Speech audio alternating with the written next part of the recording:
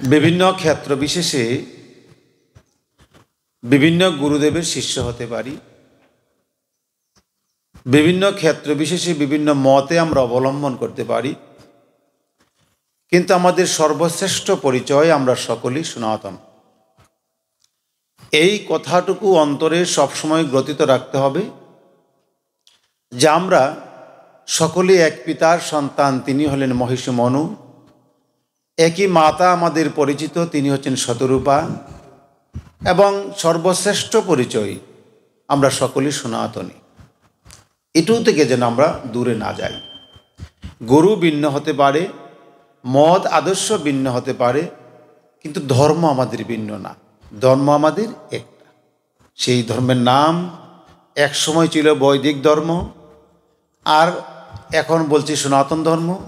তারই আরেকটি পরিচিত নাম হিন্দু ধর্ম। অতএব এটুকু থেকে যেন আমরা দূরে সরে না যাই। আর সনাতন ধর্মের সবচাইতে বড় বৈশিষ্ট্য হলো সকলেই গুরু ধরা বাধ্যতামূলক। গুরু দীক্ষা গ্রহণ করতেই হবে। সেই গুরু দীক্ষাটুকু এখন বিবাহের আগেই হোক, বিবাহের পরেই হোক, দুদিন আগেই হোক আর দুদিন পরেই হোক, দীক্ষা তাকে নিতেই হবে। তবে আমাদের সনাতনী সমাজে বদ্ধমূল ধারণা বিবাহের পরেই দীক্ষা নিতে হয়, কিন্তু না, ভুল। ভক্ত প্রহ্লাদ, ধ্রুব, তুলসী, নারদ, এই যে বিভিন্ন ভক্তের পরিচয়, তারা কেউ বিবাহের পরে দীক্ষা নেয়নি, সকলেই বিবাহের আগেই দীক্ষা নিয়েছিল। অতএব দীক্ষার বয়স হয়েছে 9 থেকে 12 বৎসর থেকে 15 বৎসরের মধ্যেই প্রত্যেকটা ছেলে মেয়েকে দীক্ষা নেওয়াতে হবে। এটাই সনাতনী রীতি। কিন্তু আমরা রীতি থেকে আমরা অনেক দূরে চলে গিয়েছি, যার জন্যে বিবাহের পরে আমরা দীক্ষা নেওয়াই। কিন্তু দীক্ষা নেওয়ার পরে সে সংসারী হয়ে যায়। সংসারী হয়ে গিয়ে যখন 2-3টা বাচ্চার বাবা হয়ে যায়, মা হয়ে যায়, তখন তাদের আর ধর্মে মন থাকে না, সংসার নিয়ে তারা ব্যস্ত থাকে। অতএব প্রকৃত সময় হচ্ছে কম বয়সে দীক্ষা নেওয়ানো, যাতে সে সংসারে প্রবেশ করার পূর্বে ধর্মটাকে বুঝতে পারে। আর ধর্মটা যখন সে বুঝতে পারে, তখন সংসারে প্রবেশ করার পরও ভগবানকে ভুলে না। তখনই তার সংসারের মধ্যে অশান্তি, অনটন আর দেখা দেয় না। এখন যারা গুরু গ্রহণ করেছেন, যারা গুরু গ্রহণ করবেন, সকলেই চলুন সকলে আমরা গুরুদেবের উদ্দেশ্যে একটু প্রণাম নিবেদন করি। ওম ব্রহ্মানন্দং পরম সুখদং কেবলম জ্ঞানমূর্তি। ওম ব্রহ্মানন্দং পরম সুখদং কেবলম জ্ঞানমূর্তি। ওম ব্রহ্মা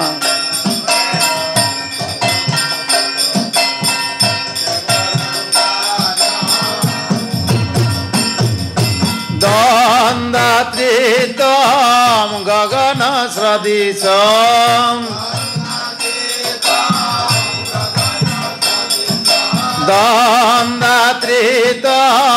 গগন সদৃশম তত্ত্বমৎসধি লকেশম। ওম ব্রহ্মানন্দং পরম সুখদং কেবলম জ্ঞানমূর্তি। ওম ব্রহ্মানন্দং পরম সুখদং কেবলম জ্ঞানমূর্তি। ওম ব্রহ্মা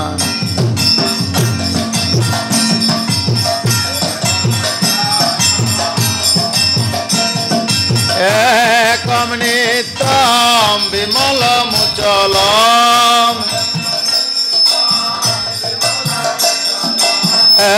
একম নিত্যম বিমলমুচলম সর্বদা শাস্তি ভূতম। ওম ব্রহ্মানন্দম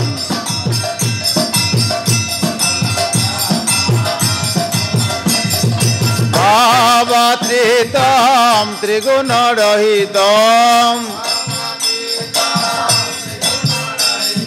ভাবাতীতম ত্রিগুণরহিতম সদ্গুরুতম নমামি।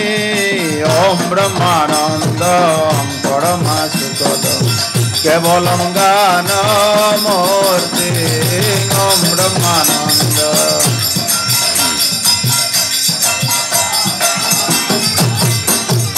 ওম ব্রহ্মানন্দ পরমসুখদং কেবলম জ্ঞানমূর্তি ওম ব্রহ্মানন্দ।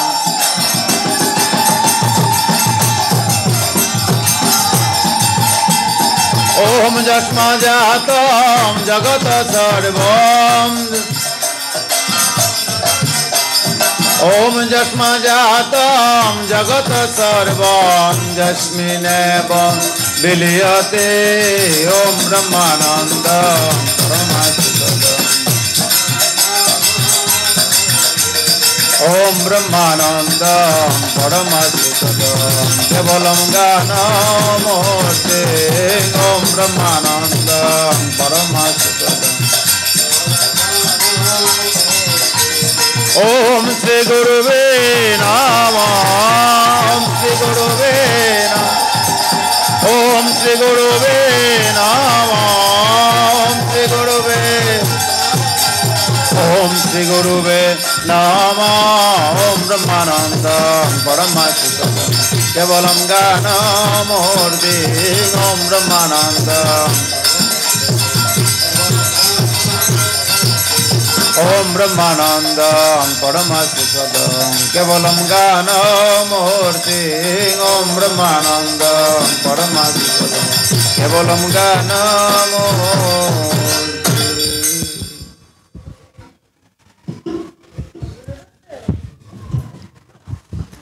এক গুরুদেবের সামনে বসে যদি আমি আরেক গুরুদেবকে প্রণাম করি এতে কোনো অপরাধ হবে না। গুরুদেব হচ্ছে যার যার, গুরুদেব হচ্ছে নিজ নিজ, কারো গুরুদেব কারো হয় না। আবার এক গুরুদেব থেকে আরেক গুরুদেব কখনো ছোট হয় না, আবার আরেক গুরুদেব থেকে আরেক গুরুদেব বড় হয় না। এই জন্যই শাস্ত্রে বলছেন মন্নাথ শ্রী জগন্নাথ মদ্গুরু শ্রী জগৎগুরু মমাত্মা সর্বভূতাত্মা তস্মৈ শ্রী গুরুবে নমঃ। আমার গুরুই জগতের সকলের গুরু, আবার সকলের গুরুই আমার গুরু। আমার আত্মাটাই জগতের সকলের আত্মা, আবার জগতের সকলের আত্মাটাই হচ্ছে আমার আত্মা। গীতাতে ভগবান বলছেন আত্মাকে কখনো ছেদন করা যায় না, আত্মাকে কখনো জলে ভিজানো যায় না, আত্মাকে কখনো রৌদ্রে শুকানো যায় না, আত্মা কখনো জল খায় না, আত্মা কখনো উপবাস থাকে না, আত্মা কখনো ঘুমায় না, আত্মা কখনো বাঘ হয় না। অতএব আমার আত্মাটাই জগতের সকলের আত্মা, আবার জগতের সকল আত্মাই আমার আত্মা। ঠিক তদ্রূপভাবে আমার গুরুই সকলের গুরু, সকলের গুরুই আমার গুরু। গুরু কখনো বাঘ হয় না। ঠিক তদ্রূপভাবে যে কথাটি আমার সঙ্গীয় ব্রহ্মচারী নিত্য সুন্দর ব্রহ্মচারী বলছিলেন যে গুরুদেব এমন একটি জিনিস যে তা সবার কাছেই সমান্তরাল। এই জন্যই গুরুকে কখনো ছোট করা যায় না। যিনি গুরুকে ছোট করে, আমার গুরুদেবের শিষ্য হচ্ছে 10,000, আরেকজনের গুরুদেবের শিষ্য হচ্ছে 100, উনি ছোট না, উনি ছোট না। যে কথাটি বলছিলেন জগৎগুরু চৈতন্য মহাপ্রভু, কিন্তু না, তিনি এসেছেন 507 বছর আগে। উনি যেমন জগৎগুরু, তারও আগেও গুরুদেব ছিল, তিনিও জগৎগুরু ছিল। যিনি 100 লোকের গুরুদেব তিনিও জগৎগুরু, যিনি 1000 লোকের গুরুদেব তিনিও জগৎগুরু, আর যিনি 100 কোটি লোকের গুরুদেব তিনিও জগৎগুরু। এটা কেমন করে? অর্থাৎ আমরা কিন্তু একটা তত্ত্ব জানি যে একটা ভিডিও কতগুলি লোক দেখলে ভাইরাল বলে? এই আধুনিক যুগের ছেলে বলো, কতগুলি লোক দেখলে ভাইরাল বলে? 1000। 1000 লোক যখন কোনো ভিডিওর মধ্যে লাইক দেয় বা কমেন্ট করে তখন সেটাকে ভাইরাল বলে, অর্থাৎ বিশ্বব্যাপী ভাইরাল হয়ে গেছে। ঠিক তদ্রূপভাবে 100 লোক যে গুরুর শিষ্য, এইগুলো কি 100 শিষ্য যে করেছে কি একটি গ্রামে করেছে?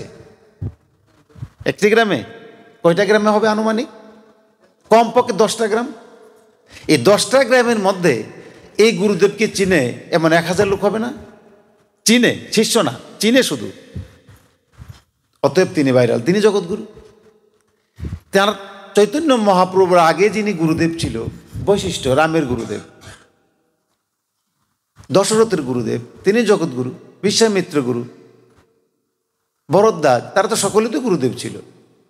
যত মনি ঋষিদের আমার নাম শুনি সবাই গুরুদেব ছিল। যেমন আপনাকে জিজ্ঞেস করে আপনার গোত্রের নাম কি, আপনি বলবেন আমার গোত্রের নাম আলিম মানো। তা আলিম মান্য তো একজন গুরুদেব ছিল, মনি ঋষি সত্য, কিন্তু গুরুদেব ছিল। আর গুরুদেব কি, শিষ্য করলেই গুরুদেব হয় না। এখন আপনি বলবেন যে নতুন কথা, হ্যাঁ, আমাদের লোকনাথ ব্রহ্মচারী যে উনি শিষ্য করেননি, তার জন্য কোনো গুরুদেব না? গুরুদেব। গুরুকে, গু শব্দের অর্থ হচ্ছে অন্ধকার, রু শব্দের অর্থ হচ্ছে আলু। যিনি অন্ধকারকে আলু করে, যিনি অন্ধকার জগৎ থেকে আলুর জগতে নিয়ে যায়, তিনি গুরু। এবার একটি লোককে যদি একজন লোকে বলে তুমি এই পাপ কর্ম করিও না, এটি করো, তুমি এই পথে যেও না, ও পথে যাও, তিনি গুরু। একটা ছেলেকে একটা মেয়ে, একটা মেয়েকে একটা ছেলে, অথবা একটা ছেলেকে একটা ছেলে যদি একটা অক্ষর জ্ঞান শেখায়, যে স্বরটা তুমি এইভাবে লেখা তোমার হয়নি, এইভাবে লিখো, সে তার একদিনের হলো একটা অক্ষরের জন্য হলো সে তার গুরু। এই জন্যই জগৎব্যাপী সকলের গুরু। বিশ্ব ব্রহ্মাণ্ডে আমরা মানি না। আমার মা, আপনার মা, আপনার বাবা, আমার বাবা যেইভাবে আমাদেরকে আলুর পথ দেখিয়েছে, যেইভাবে আমাদেরকে শিক্ষা প্রদান করিয়েছে, ভাষাতে, খাওয়াতে, চলাতে, পায়খানা করাতে, প্রস্রাব করাতে, তারা কি কম গুরু? আমরা মানি না। মা এবং বাবা যে আমাদের মধ্যে সর্বশ্রেষ্ঠ গুরু, এই কথাটা আমাদের বর্তমান যুগের গুরুদেবরা বলে না। কারণ কেন বলে না? বলার দুটি কারণ, না বলার পিছনে দুটি কারণ। একটি কারণ হচ্ছে তাদের পিছনে অন্ধের মতো ঘুরাতে পারবে না, আরেকটি কারণ হচ্ছে এই মা বাপ ছেড়ে যাবে না। যদি বলে মা বাপ কিছুই না, গোবিন্দই সব বড়, তাহলে এই মা বাবাকে ছেড়ে চলে যেতে সম্ভব, সহজ। আর যদি বলি এই মা বাপ সবচাইতে বড়, তাহলে আমার পিছে ধান্দা করবে না, এই জন্য বলে না। কিন্তু শাস্ত্রে বলছেন মাতা গুরু পিতা গুরু, গুরু জ্যেষ্ঠ পায়, তার চেয়ে অধিক গুরু বজিলে সে পায়। ভজন করলে মা এবং বাবা যে গুরুদেব, এইটুকুর চাইতেও আরেকজন গুরুদেব আছে, তিনি হচ্ছেন ঈশ্বর, এটুকু সে ভজন করলে পায়। কিন্তু আমাদের মা বাবারা বলেন যে ভজনা করলে পায় না। না না, মা এবং বাবা যদি আজকে অসুস্থ হয়, আমি গোবিন্দকে বলবো আমার মাকে বাবাকে অসুস্থ করো, বলবো না? মা এবং বাবা শ্রাদ্ধের সময় গোবিন্দের পূজাই আমরা করি। তারই জন্য বলতে হবে মা বাবার চাইতেও বড় একজন আছেন, তিনি হচ্ছেন আমার ঈশ্বর গোবিন্দ। কিন্তু এর জন্যে মা এবং বাবাকে তুচ্ছ করে ওই আমার মতো একজন গুরুদেবের পিছে ঘোরার কোনো যুক্তি নেই। মা এবং বাবাকে তুচ্ছ করে নয়, মা বাবা এবং বাবাকে পুষ্ট করে, তখন তুমি আমার পিছে ঘুরো, তোমার লাভ হবে, এর আগে তোমার লাভ হবে না। এই জন্যই আমাদের শাস্ত্রকারেরা, আমাদের শাস্ত্রের মধ্যে আমাদের ধর্মটাকে এত সুন্দর করে আমাদের মনি ঋষিরা, আমাদের সাধু সন্ন্যাসীরা, সাধু বৈষ্ণবেরা, গুরু গোসাইরা এত সুন্দর করে সেটাকে সাজিয়েছেন। আমরা এখান থেকে অনেক দূরে, এই প্রকৃত ধর্মটা থেকে আমরা অনেক দূরে। আমি তিলক করি, মালা পরি, গীতা পাঠ করি, ভাগবত পাঠ করি, কার্তিক মাসের নিয়ম মাস করি, আবার সারা বছর কেউ কেউ প্রসাদ বুঝি, প্রসাদও খাই, কিন্তু মা এবং বাবার প্রতি, শ্বশুর শাশুড়ির প্রতি, স্বামীর প্রতি মান্যতা যেন একটু কম। তাহলে তোমার এই ধর্মটা কি হবে? তুমি ধর্ম করে তোমার কি লাভ হবে? আমি যদি আজকে বৃন্দাবন যাই তীর্থ করার জন্যে, তীর্থ গিয়ে আমার কম করে 50,000 টাকা খরচ হবে। 50,000 টাকা খরচ করার পরে আমি ভাবতে পারি না আমার তীর্থ ভ্রমণটা সঠিক হয়েছে কিনা হয়নি। কারণ আমার তো কেউ বলে নাই তোমার সঠিক হয়েছে, বলবে? কিন্তু একটি দেবতা ঘরে আছে, জাগ্রত দেবতা। আপনি প্রশ্ন করতে পারবেন যে আপনি কি আপনার মা বাবার প্রতি? আমি যদি আমার চরিত্রের মধ্যে যা নাই আমি তা এড়াইয়া চলি, আমার চরিত্রের মধ্যে যা নাই আমি সে কথা বলি না, আমি এটাকে ভণ্ডামি মনে করি, বাটপারি মনে করি। অতএব আমি যেটা করেছি আমি সেটাই বলি সবাইকে। এজন্যই আমরা যতই আমরা কৃষ্ণ ভজন করি, যতই ধর্ম করি, আমরা যেন ঘরের দেবতা যিনি খেয়ে সঙ্গে সঙ্গেও আশীর্বাদ করবেন, মা এবং বাবা, শ্বশুর শাশুড়ি সঙ্গে সঙ্গে আশীর্বাদ করবেন যে মা তোমার মঙ্গল হোক, তোমার পুত্র হোক, তোমার পুত্রী হোক, তোমার কল্যাণ হোক, তোমার সংসার উন্নতি হোক। করবে না? মা বাপ বলবে না কথা না? শ্বশুর শাশুড়ি বলবে না? বলবে। এটা জাগ্রত দেবতা ঘরে, তারা সঙ্গে সঙ্গে আপনাকে আশীর্বাদ করে। অতএব ওই বৃন্দাবন তীর্থর চাইতেও, গয়া কাশী তীর্থের চাইতেও আমার গৃহ হচ্ছে পরম বৃন্দাবন ধাম। অতএব এই গৃহের যে দেবতা আছে, এই দেবতাকে আমি আগে সন্তুষ্ট করব, তারপরেই আমাদের শাস্ত্রকারেরা যা বলছেন আমরা শুনব। আসুন আমরা শাস্ত্রে কি বলছেন। অখণ্ড মণ্ডলাকার ব্যাপ্তং যেন চরাচর, অখণ্ড মণ্ডলাকার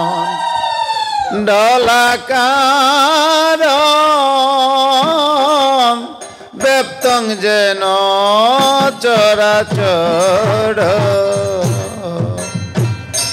তৎপুদং দর্শিতং যেন, তৎপুদং দর্শিতং যেন, তস্मै শ্রী গুরুবে নমঃ। অখণ্ড মণ্ডলাকার।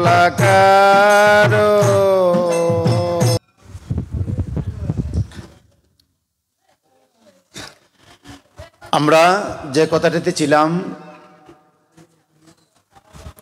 কথাটি হচ্ছে আমার গুরুদেব স্বামী স্বরূপানন্দ খুব সুন্দর করে একটি কথা বলছেন যে শ্রীগুরু নির্ভরে শ্রীনাম উজ্জ্বল, শ্রীনাম নির্ভরে ভোগ বরাবর। আমি যদি আমার গুরুতে নির্ভর করে চলতে পারি, তখন আমার নাম উজ্জ্বল হবে। আর শ্রীগুরু যখন আমাকে পছন্দ করবে, আমার বুক ভরা বল হবে। আমি যতটুকু আমার গুরুতে নির্ভর করব, আমার গুরু ততটুকু আমাকে দিয়ে উজ্জ্বল হবে। আচ্ছা, এটি কথাতে যায়, দেখবেন তো, যিনি অত্যধিক গুরু ভক্ত বা কৃষ্ণ ভক্ত, তিনি যদি পাড়ার মধ্যে বা ঘরের মধ্যে যদি ঝগড়াঝাটি করে, লোকে কিন্তু বলে তোর গুরুকে এগুলি শিখাইছে, বলে না? বলে না কথা না? আচ্ছা, গুরুদেব কি আসলে কি এগুলি শিখাইছে? এখন কার দ্বারা ব্যবহারটা আসছে? শিষ্যের দ্বারা। শিষ্য যে আচরণটা করেছে, শিষ্যের দ্বারা গুরুর দুর্নাম হয়েছে।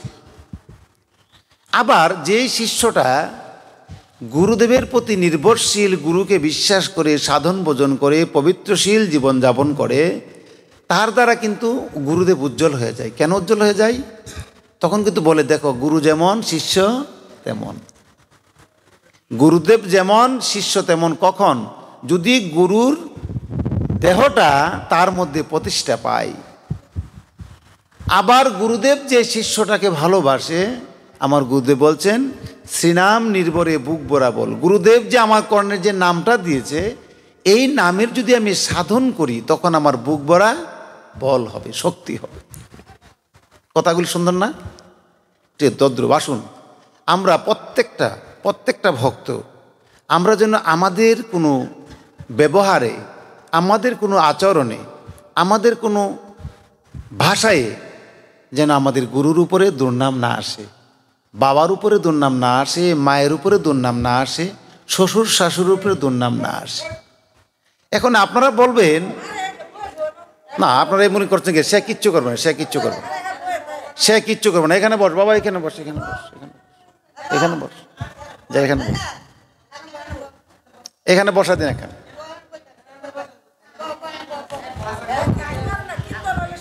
ভগবান যদি আমাকে এমন বানাইতো, আমি কি করতাম? ভগবান তাকে এমন করছেন, যদি আমাকে এমন করতাম আমরা কি করতাম? হ্যাঁ, কিচ্ছু করে না। হা হা। এখন যে কথাটাতে আমরা ছিলাম, সে কথাটি হচ্ছে অনেক দেখবেন তো বাবাটা অনেক ভালো ছিল, ছেলেটা ভালো না, মাটা অনেক ভালো ছিল, মেয়েটা ভালো না। এমন হয় না? এমন হয়, কিন্তু এটা তার মাতৃগুণে হয়নি। শাস্ত্রে বলছেন মাতৃগুণে সেটা হয়নি, পিতৃগুণে হয়নি, এটা হয়েছে সঙ্গী গুণে। মাতৃঘরে থেকে কেউ খারাপ হয়ে জন্মগ্রহণ করে না, এটা তার জন্মগ্রহণ করার পরে সে তার এমন সঙ্গ পেয়েছে যে সঙ্গের গুণে মাতৃ পিতৃগুণ সে ভুলে গেছে, যার দরুন সে খারাপ হয়েছে। আবার অনেক দিন তো বাবা মা খারাপ কিন্তু সন্তানটা ভালো, কারণ তার সঙ্গীটা ভালো পেয়েছিল। এই জন্য বলছেন সাধু সঙ্গ। সাধু সঙ্গ না করলে, ভালো সঙ্গ না করলে, সৎসঙ্গ না করলে কখনো কেউ ভালো হতে পারে না। এই জন্যই আমাদের সৎসঙ্গে থাকতে হবে। কিন্তু আপনারা বলবেন যে উনি পাঠ করতে বসছে খালি সংসারের কথা বলে কেন? দেখুন, সংসার যদি সুখের না হয় এখানে গোবিন্দ নাম আনন্দের হয় না। সংসার যদি সুখের না হয়, প্রসাদ না খেয়ে, প্রসাদ হাতে নিয়ে বিষ্ঠা খাবেন, প্রসাদে আনন্দ আসে না। সংসার যদি সুখের না হয়, বিরাট বড় সিংহাসন থাকতে পারে, এখান থেকে গোবিন্দ থাকে না। আর যে সংসার সুখের, স্বামী স্ত্রী মনের মিল ভালো, বাবা মার মনের মিল ভালো, সন্তানের প্রতি মায়ের, মায়ের প্রতি সন্তানের, বাবার প্রতি ছেলের, ছেলের প্রতি বাবার মিল, গোবিন্দ বলছেন আমাকে সেবা না দিলেও আমি ওখানে খুশি, কারণ আমার ভক্তরা একত্রিত আছে। এই জন্যেই আমাদের শাস্ত্রে বলছেন পরহিতে তর করো নাম সংকীর্তন, আত্মহিতে তর করো অন্তরঙ্গ ধ্যান। আমরা কিন্তু অনেক সময় হরিনাম কীর্তন করি, হরিনাম কীর্তন করি আমরা মনে করি ধর্ম হয়ে গেছে। না না, যতক্ষণ পর্যন্ত আমি খুল করতাল দিয়ে কীর্তন করব, এটা হচ্ছে আকর্ষণ। কৃষ্ণ শব্দের অর্থ কি? আকর্ষণ। যে যাকে আকর্ষণ করে সে তার কৃষ্ণ। আমার গুরুদেব বলছে যার যার ইষ্টই তার তার কৃষ্ণ, যার যার গুরুদেব তার তার কৃষ্ণ। ওইটা কেমন করে দেখেন, গুরু প্রণালীর মধ্যে সমস্ত গুরু প্রণামের পরে, আমি তো কয়েকটি প্রণাম মন্ত্র উচ্চারণ করেছি, আরও তো অনেক প্রণাম আছে। সমস্ত প্রণামের পরে গোবিন্দে প্রণাম, পঞ্চতত্ত্ব প্রণাম, তুলসী প্রণাম। কারণ গুরুতে যার আসক্তি নাই, গুরুতে যার বিশ্বাস নাই, গোবিন্দতে তার বিশ্বাস নাই। শাস্ত্রে বলছেন যে পূজ্যমূলং গুরুপদ, দেহমূলং গুরুরূপ, মন্ত্রমূলং গুরুবাক্য। এই যে শাস্ত্রটি, তার মানে হচ্ছে এই, গুরুতে যদি আমার ভক্তি বিশ্বাস পরিপূর্ণ না থাকে তখন গুরু বাক্যের প্রতি আমার বিশ্বাস আসবে না। গুরু ব্রহ্মা, গুরু বিষ্ণু, গুরুদেব মহেশ্বর। গুরুদেব ব্রহ্মাও না, বিষ্ণু না, মহেশ্বরও না, কিন্তু শাস্ত্রে বলতেন গুরু ব্রহ্মা, গুরু বিষ্ণু, গুরু মহেশ্বর। কারণ গুরু বাক্যের প্রতি যদি তোমার বিশ্বাস জাগাতে হয়, তো ব্রহ্ম বাক্যের সহিত, বিষ্ণু বাক্যের সহিত, মহেশ্বর বাক্যের সহিত অভেদ করলে গুরু বাক্যের প্রতি বিশ্বাস থাকে না। যার জন্যে গুরু বাক্যের প্রতি ব্রহ্মা বিষ্ণু বাক্যকে এক করেছে, যাতে গুরুর প্রতি আমার বিশ্বাস থাকে। গুরু রেখে গোবিন্দ বোঝে এই পাপী নরকে মজে, চৈতন্য চরিতামৃতের কথা। গুরু রেখে গোবিন্দ বোঝে এই পাপী নরকে মজে। এই জন্যে আমাদের গুরু বাক্যের প্রতি আমাদের যথেষ্ট মনোযোগ না হলে গোবিন্দের পূজা সেখানে হবে না। আজকে আমাদের মধ্যে অনেক ধর্ম সংগঠন, ধর্মসংঘ প্রচার করছেন যে গুরু কিছুই না, মা বাপ কিছুই না, শ্বশুর শাশুড়ি কিছুই না, খালি গোবিন্দ গোবিন্দ গোবিন্দ। না, এদিকে আমাদের গেলে আমাদের প্রাচীন আর্য ঋষিরা আমাদেরকে যা বলেছেন, আমাদের ওখান থেকে চলে আসলে চলবে না। ধর্ম কখনো পরিবর্তন হয় না, সব পরিবর্তন হয়, সব পরিবর্তনশীল, কিন্তু ধর্ম পরিবর্তন হয় না। ধর্ম আমাদের আর্য ঋষিরা যেভাবে রেখেছেন এভাবেই। কিন্তু এইটুকু পরিবর্তন হতে পারে যে আমি খোল না বাজিয়ে পেট বাজাইলাম, হারমোনি না বাজাই আমি কিবোর্ড বাজাইলাম। আপনি সেদুরের পোটা এখানে না দিয়ে একটা টিপ দিলেন, সাদা টিপ, কিন্তু এখানেও দিতে হবে। এটা তো পরিবর্তন করা, এখানে তো কোনো টিপ তৈরি হয় নাই, হয়েছে? হয় নাই, হবেও না। এই জন্য এটুকু পরিবর্তন হতে পারে, কিন্তু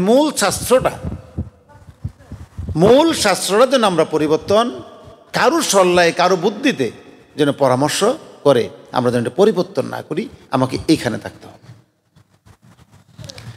সমবেত সুধীমণ্ডলী, আমরা কিছুদিন আগে আপনাদের এখানে হয়েছে কি না জানি না, ওই শনি পূজা দেখেন বেরোয়, শনি পূজা বের হয়েছে না। আমাদের শাস্ত্রগ্রন্থটার নাম কি? গীতা।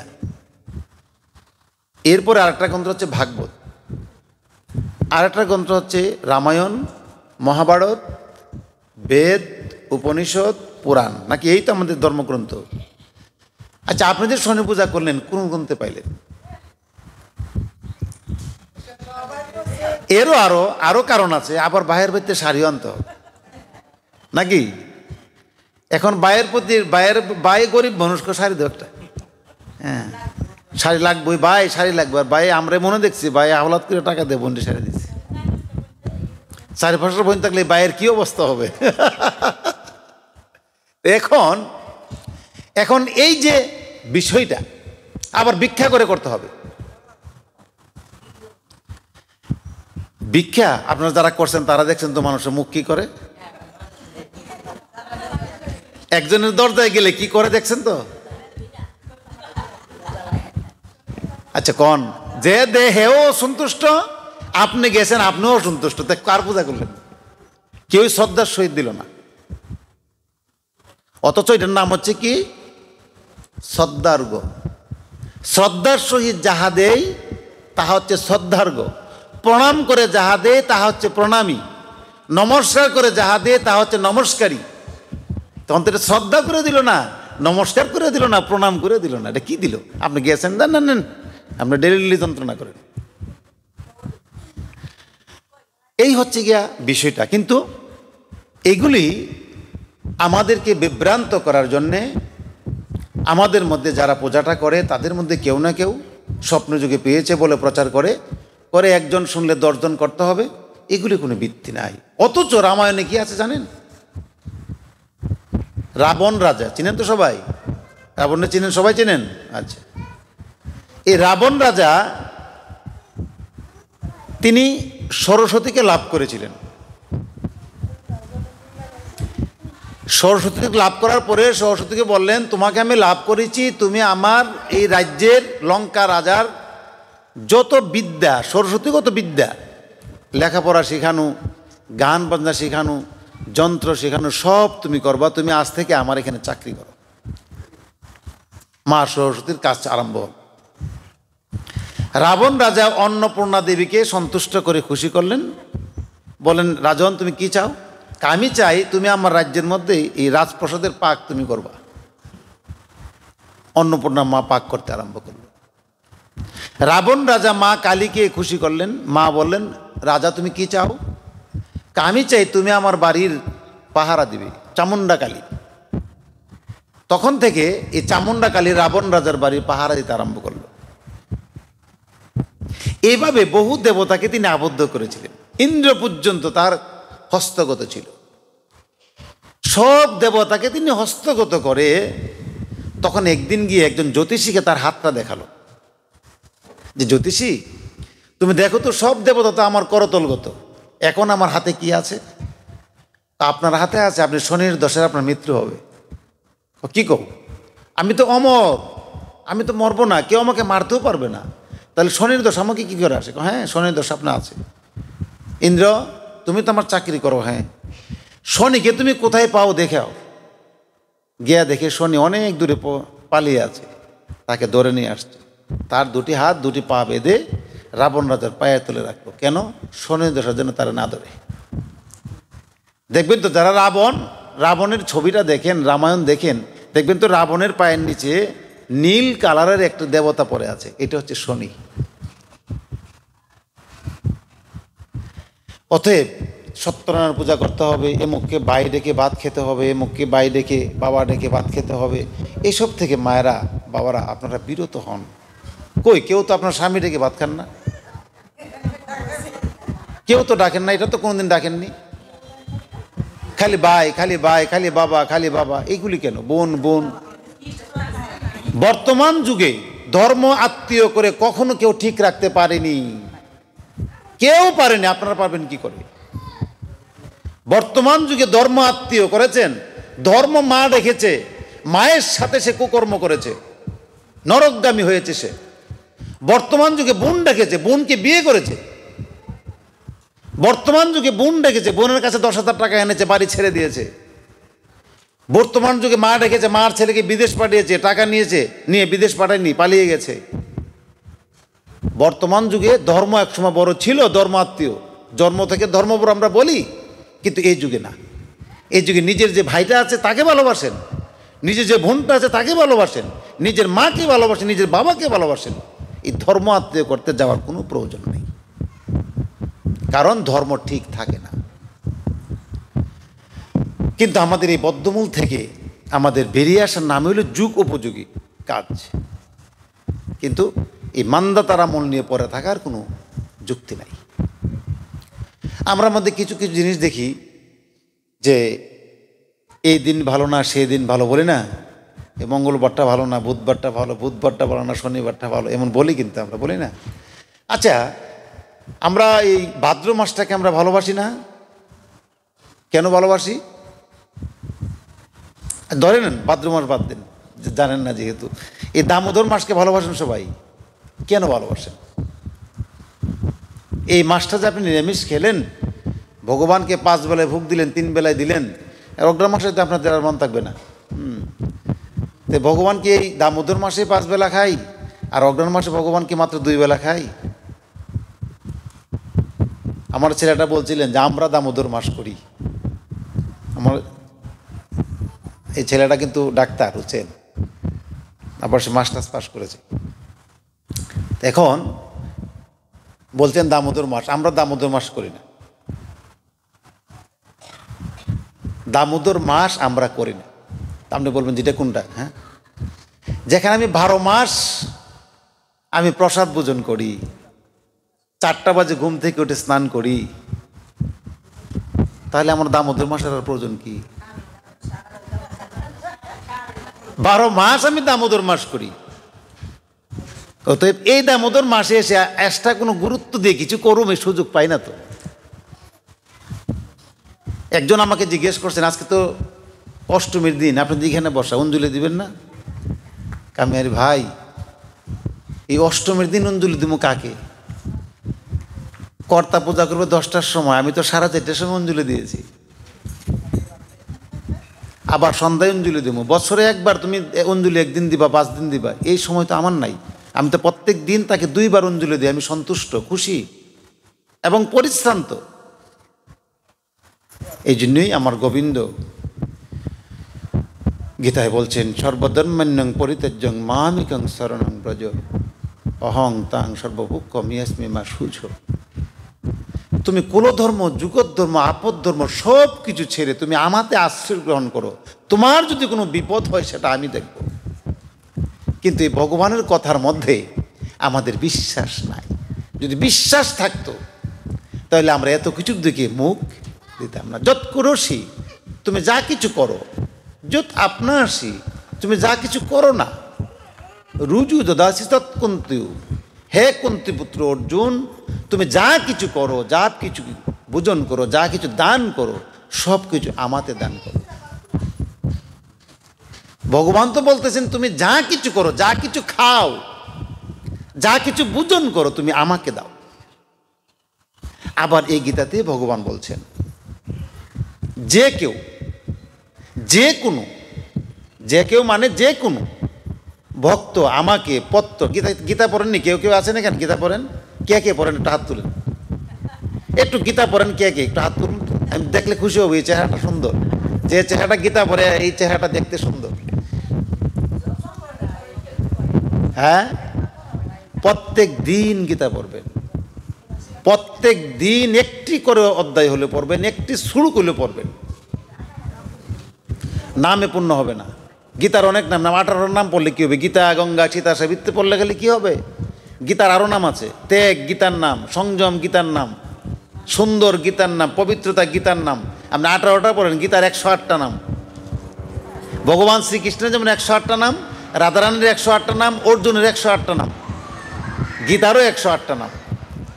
অতএব না, আমাদেরকে গীতা নিয়মিত পড়তে হবে। ধরে নেন আপনার গৃহের পুত্রবধূ লেখাপড়া জানে, মা তুমি এসো, আপনি জানেন আপনি পড়েন না, না পড়ে আপনার পুত্রবধূকে মা তুমি পড়ো আমরা শুনি, তারও সে অভ্যাস হলো। মেয়েটা লেখাপড়া জানে, তুমি আসো তুমি পড়ো আমি শুনি, ছেলেটা লেখাপড়া জানে, তুমি আসো তুমি পড়ো আমি শুনি। এইভাবে ছেলে মেয়েগুলিকে গীতা শিক্ষা দিন। গীতা যদি সে পড়তে জানে, স্বধর্ম নিধনংসীয় পরধর্ম ভয়াবহ, গীতা যে জানে সে কখনো ধর্মান্তরিত হবে না। আমার ধর্ম যে বড়, আমার ধর্ম যে মহান সে জানে। গীতা যে পড়তে জানে, গীতা যে পড়ে, সে কখনো অন্য মেয়ের সঙ্গে অন্য ছেলের সঙ্গে প্রেম করবে না। গীতা যে পড়তে জানে, গীতা যে শিখেছে, সে কখনো ধূমপান করবে না, গাঁজা খাবে না, মদ খাবে না, সে কখনো পরনারীর সাথে লাম্পুট্যতামি করবে না, সে জুয়া খেলবে না, পরের সম্পদ নষ্ট করবে না। নিজের বোনকে যেমন আপন ভাবে, পরের বোনকে সে আপন ভাবে, কারণ গীতাতে 18টি খণ্ড আছে, আর আমাদের দেহের মধ্যে 18টি মুকাম আছে। এই 18টি খণ্ড যে পড়বে তার দেহ সম্পর্কে সে জানবে, আর দেহ সম্পর্কে যখন সে জানবে তখন সে দেহের বিচার সে করতে জানবে, তখন দেহটাকে যা ইচ্ছা তা ভাবে নষ্ট করবে না। আপনাদের প্রতি আমার সর্বপ্রথম অনুরোধ, প্রত্যেকটা গৃহে গীতা মানে ইস্কন না, গীতা মানে জগৎবন্ধু সুন্দর না, গীতা মানে নাম হট্ট না, গীতা মানে ওই মহানামবত সঙ্গ না। এখন কি হয়েছে জানেন, প্রত্যেকটা সঙ্গ গীতা তৈরি করেছেন। যেমন মহানামবত ব্রহ্মচারী যে গীতাটা লিখেছেন, সেই গীতাটার নাম হচ্ছে গীতাধ্যান। আর এই যে ইস্কনের যে প্রতিষ্ঠাতা অভয়াচরণজি, উনি যে গীতাটা লিখেছেন এটা গীতা যথাযথ। আর হরগৌরানন্দ যে গীতাটা লিখেছে এটার নাম হচ্ছে যথার্থ। আবার এই জগদীশচন্দ্র ঘোষ যে গীতাটা লিখেছে এটা হচ্ছে শ্রীগীতা। এইভাবে প্রত্যেকটা সংগঠন গীতাকে ব্যাখ্যা করতে শুরু করেছে। কেন করেছে জানেন? গীতা এমন একটি শাস্ত্র, আপনি যেদিকে ব্যাখ্যা করবেন সেদিকে যাবে। গীতার কথাগুলি এত সুন্দর, একটি কথাও একটি শ্লোকের মধ্যেও লেখা নাই যে হিন্দু ধর্মের জন্য গীতাটা আসেনি। গীতা এসেছে সমস্ত মানবের জন্যে, সমস্ত মানুষের জন্যে, সমস্ত ধর্মের জন্যে। অতএব গীতা আপনি পড়বেন প্রকৃত যে গীতাটা, এই যে আমি যে গীতাটা একটু বেশি পড়ি, এই যেখানে এই গীতাটা, এটা আমার সংগঠন, এটা লিখেছেন জ্যোতিষচন্দ্র গীতা সংঘ, এটা হচ্ছে শঙ্কর মঠের। এই গীতাটাতে তারা ব্যাখ্যা করেনি, এই জন্য আমার কাছে ভালো লেগেছে। তাদের মন মতো ব্যাখ্যা করেনি, তারা লিখেছেন শ্লোকটা যেভাবে আছে ঠিক সেভাবে তার শুধু অর্থটা লিখেছে, ব্যাখ্যা করেনি। ব্যাখ্যা তো যেভাবে ইচ্ছে ভাবে করা যায়, ব্যাখ্যা করেনি। এই জন্য গীতাটা আমার কাছে সবচেয়ে ভালো লেগেছে। এই গীতাটা, যে গীতাটার মধ্যে ব্যাখ্যা করা হয়নি, গীতার শুধু শ্লোকটা লেখা হয়েছে এবং অর্থটা লেখা হয়েছে, এটাই সঠিক আছে এখন। আর বাকি যেই গীতাগুলির মধ্যে তার মন মতো ব্যাখ্যা করা হয়েছে, এগুলি লাঞ্ছিত হয়েছে। অতএব আপনি আপনার ঘরে ছোট্ট গীতাটা, এই গীতাটা পড়বেন, এটাই সঠিক। আর যত বড় গীতাটি দেখবেন এটুকু সবটির মধ্যে বেদাল। তার সংগঠনকে বুঝাইবার জন্য, তার সংগঠনকে বোঝাইবার জন্য সে যেভাবে ইচ্ছা সেভাবে লিখেছে। আর যত ছোট্ট গীতাটা পড়বেন, যত ছোট গীতা পড়বেন, আপনি দেখবেন এটা সঠিক, সব এটা আমাদের সঠিকভাবে যেভাবে আছে ঠিক সেভাবে লেখা, ব্যাখ্যা করা হয়নি। এই জন্য এই গীতাটা পড়লে আপনার ছেলে বৈষ্ণব বৈরাগী হয়ে যে বাড়িতে চলে যাবে তাও হবে না, কারণ এখানে কথা লেখা নাই, বেনওয়াস নাই। এই গীতার মধ্যে এই কথা নাই মা বাবাকে ছেড়ে যেতে হবে, 12 মাস নিরামিষ খেতে হবে, এই কথাও নাই। যে কেউ, যে কথাটা বলছিলাম, যে কেউ পত্র, পুষ্প, জল, ফল আমাকে দেই, আমি গ্রহণ করি। কে বলছেন? ভগবান। ভগবান কি বলে আর আপনারা ভক্তরা কি বলেন দেখেন। 12 মাস যদি তুমি নিরামিষ না খাও তাহলে তুমি ভোগ লাগাইও না, বলে না? বলে না? ভুল। আচ্ছা, আপনি যদি দামোদর মাস করবেন, কার্তিক মাস করবেন, এখন আপনি যদি ভগবানের কাছে ভোগই লাগাইতে না পারেন তাহলে আপনি প্রসাদ পাবেন কই? আপনাদের কথাটা কি বোঝা আসে কিনা? আপনি যদি নিরামিষ খেলেন কিন্তু আপনি ভোগ লাগাতে পারেন নাই, তাহলে আপনি এই প্রসাদ পাবেন কোথায়? ভগবানকে না দিয়ে তো প্রসাদ পাবেন না। যেহেতু আপনি নিরামিষ ভক্ষণ করছেন 1 মাস, প্রত্যেক দিন, তবে একটু নিয়মের ফ্যাকার আছে, আপনি প্রত্যেকটা দিন আপনাকে ভগবানের কাছে ভোগ লাগাইতে হবে। 12 মাস নিরামিষ খাইলেন কিনা সেই মাসের সঙ্গে তুলনা নাই, সম্পর্ক নাই। কিন্তু যখন আপনি কার্তিক মাসের যখন 1 তারিখ, দামোদর মাসের যখন প্রথম দিনটা পড়ে, এই দিন আগে ভোগ লাগাইতে পারবেন না, কেননা আপনি আগের দিন তো নিরামিষ খান নাই। কিন্তু এর জন্যে দামোদর মাস শুরু করার আগে যদি আগের দিন আপনি সংযম করে নেন, তাহলে আপনি ওই প্রথম দিনে ভোগ লাগাইতে পারবেন। সংযম কি? 3 বেলা নিরামিষ খাওয়া সংযম হয় না। 2 বেলা অনাহারে থাকবেন, 1 বেলা আহার করবেন রাত্রে, এটা হচ্ছে সংযম। 3 বেলা নিরামিষ খেয়ে সংযম হয় না। কেন? এটা একটু গভীরে যাই। ধরে নেন আগের দিন আপনি শুটকি দিয়ে খেয়েছেন, কিন্তু 2 বেলা আপনি নিরামিষ খেলেন।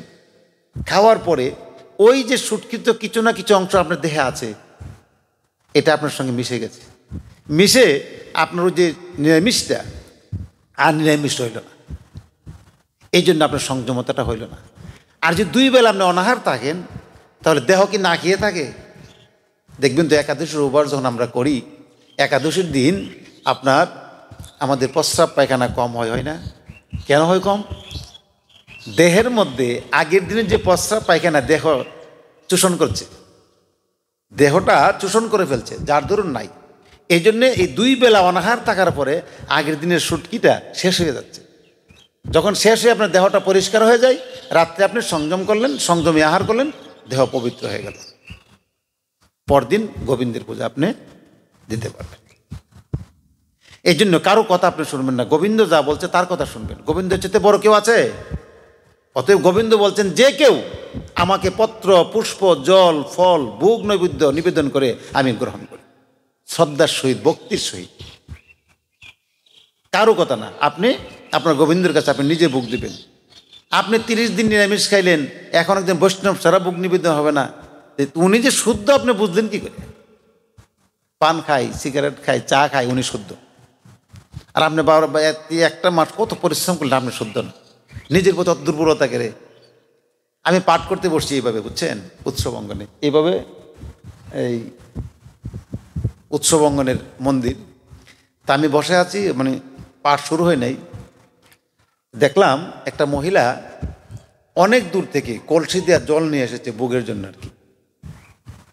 এখন মহিলাটা গ্লাসটার মধ্যে জল ঢালতেছে। এখন ওইখানে যে বৈষ্ণব, এই তুমি ঢেলো না, তুমি ঢেলো না, কে রে?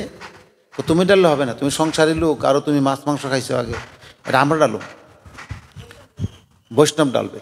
তখন বৈষ্ণব কলসের থেকে গ্লাসের মধ্যে ঢেলে তারপরে গোবিন্দের সামনে নিয়ে দিল। আমি কর্তা ফাট করুম পরে, আপনি নেন, আপনি এখানে আসেন। ও কি, আমি জলটা আপনি গিয়ে আনলেন না কে রে? পরিশ্রম লাগবে, এটা পরিশ্রম লাগবে, এটা ভালো লাগে না, হ্যাঁ? আর এখান থেকে ডালতে সহজ। এখন দিচ্ছেন যে আপনি, এটা শুদ্ধ হয়ে গেল, আর ও যে আনছে এই লোক এটা শুদ্ধ নাই। এই হচ্ছে আমাদের ধর্ম, এই হচ্ছে আমাদের ধর্ম। আমাদের ধর্মটা যে কোথায় গিয়ে চললো আমরা বুঝতেই পারি না, ধর্মটাতে কোথায় গেল। অতএব আমাদেরকে ধর্মটা করতে হবে জেনে শুনে বুঝে, নতুবা ধর্ম করার কোনো ভ্যালু নাই, কারো কথাই না। আমার গীতায় কি বলছে, ভাগবতে কি বলছে, আমার সেগুলি করতে হবে। 10 5 মিলে সবে ধারেতে বসিয়া হরিনাম করো সবে হাত তালে দিয়ে। কত সুন্দর না কথা? 10 5 মিলে সবে দাঁড়েতে বসিয়া হরিনাম করো সবে হাত তালে দিয়ে। চলুন আমরা একটু হরিনাম করি। হ্যাঁ, সবাই হাত তালে দিবেন। হাত তালে দিলে কি হয় জানেন? খোল বাজালে কি হয়, করতাল বাজালে কি হয়? হাততালি দিলে দেখবেন তো একটা গাছের উপর যে পাখি বসা থাকে, আর আপনার ওই যে কাপড় নাড়ছেন শুকানোর জন্য, এটা তিনি কাকে ময়লা দেয়, এই জন্য তাকে ধাওয়াই দেন নাকি? ঠিক সেই রকমভাবে যদি আপনি হাততালি দেন পাখিটা উড়ে যায়, উড়ে যায়। ঠিক তদ্রূপভাবে আমি যদি হাততালি দিয়ে কীর্তন করি আমার অজানা পাপগুলি উড়ে যায়। অজানা পাপ কি? বাড়ি থেকে আসছি, পায়ের তলে পিঁপড়া পরে মরে গেছে, মাদাইল পরে মরে গেছে, একজনের কাছ থেকে 10টি টাকা এনেছিলাম দিমু বলে মনে নাই, একজনের কাছ থেকে বলছিলাম ওয়াদা করেছিলাম কথাটা মনে নাই, এই লোকও মন করায়নি, এগুলি হচ্ছে অজানা, ভুলে গেছি। কিন্তু একজনের কাছে টাকা এনেছে মনে আছে না, একজনের মনে কষ্ট দিয়েছি মাপ নেয়নি না, এগুলি না, অজানা পাপগুলি উড়ে যায়। আসুন আমরা একটু হরিনাম করি। সমবেত সুধীমণ্ডলী, ভগবান সব দেখে না? দেখে না? দেখে। এই যে আমাদের সামনে যে বিগ্রহ, আমাদের সামনে যে শ্রী বিগ্রহ, এই বিগ্রহ কি আমাদের কথা শুনে? কি বলছেন?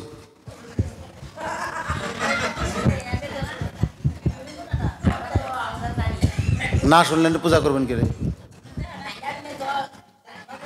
পুতুল পূজা করে না হিন্দু, কাঠমাটি দিয়ে গড়া, মিন্ময়ী মাঝে চিন্ময়ী হেরে হয়ে যায় আত্মহারা। তাহলে আপনি তা করেন না, করেন না। না, যদি জানেন যে আমার সম্মুখে যে বিগ্রহটা, এই বিগ্রহটা আমার ভক্তি নেয় না, কথা শুনে না, তো তার কাছে বললে লাভ কি? লাভ নেই। আমাকে বিশ্বাস থাকতে হবে আমার সম্মুখে যে বিগ্রহ সে আমার কথা শুনে, আমার পূজা গ্রহণ করে, আমার ডাক শুনে, এইটুকু বিশ্বাস যদি থাকে তখন আমার পূজা কাজে আসবে। আর যদি বিশ্বাস না থাকে আমার কোনো কাজে আসবে না। আবার কই অনেকে বলে, অনেকে করে, তো অনেকে যদি বলে অনেকে করে, অনেকে তো বাড়ি ছেড়ে সন্ন্যাসকে সামনে যান না গেলে,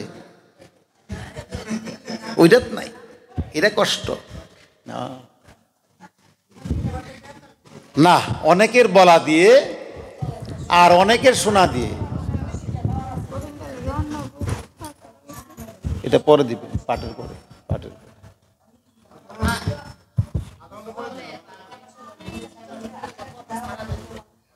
এখন এই যে ভগবান যদি আমার সব শুনে, আমি বিশ্বাস করি, তাহলে আমি যখন গড়ে ঝগড়া করি তখন শুনে নি, শুনে বাহ, এই তো কিছুক্ষণ আগে শুনে না, এখন কাছে শুনে, তখন জ্ঞান আসছে। হ্যাঁ, যখন আমি আমার শাশুড়ির সঙ্গে, আমার পুত্রের সঙ্গে, আমার বাবার সঙ্গে যখন ঝগড়া করব, তখন সেই সাক্ষী আমার গোবিন্দ। একদিন সময় আসবে, 3টা রাস্তা হবে।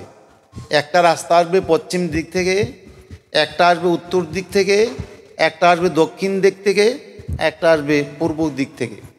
আমি যে আপনার সাথে কথা বলছি, আপনারা বলবেন না যে শুধু গীতা থেকে কথা বলছি, বেদ থেকে কিছু বলি, আপনাদের প্রয়োজনে যেখান থেকে যা লাগে সব কিছু এনে বলি। শুধু গীতা থেকে বলছি তা না, গীতা সাক্ষী, গীতা জন্য কথা বলতে না, আবার আমাকে তুই মিথ্যা কথা বলছিস। এটা হচ্ছে মাইকেন্দ্র পুরাণের কথা। 4টা রাস্তার মোড় হবে, এই মোড়টার নাম হবে জম্বুদ্বীপ। আমরা সবাই বিচারের দিন ওখানে যাব।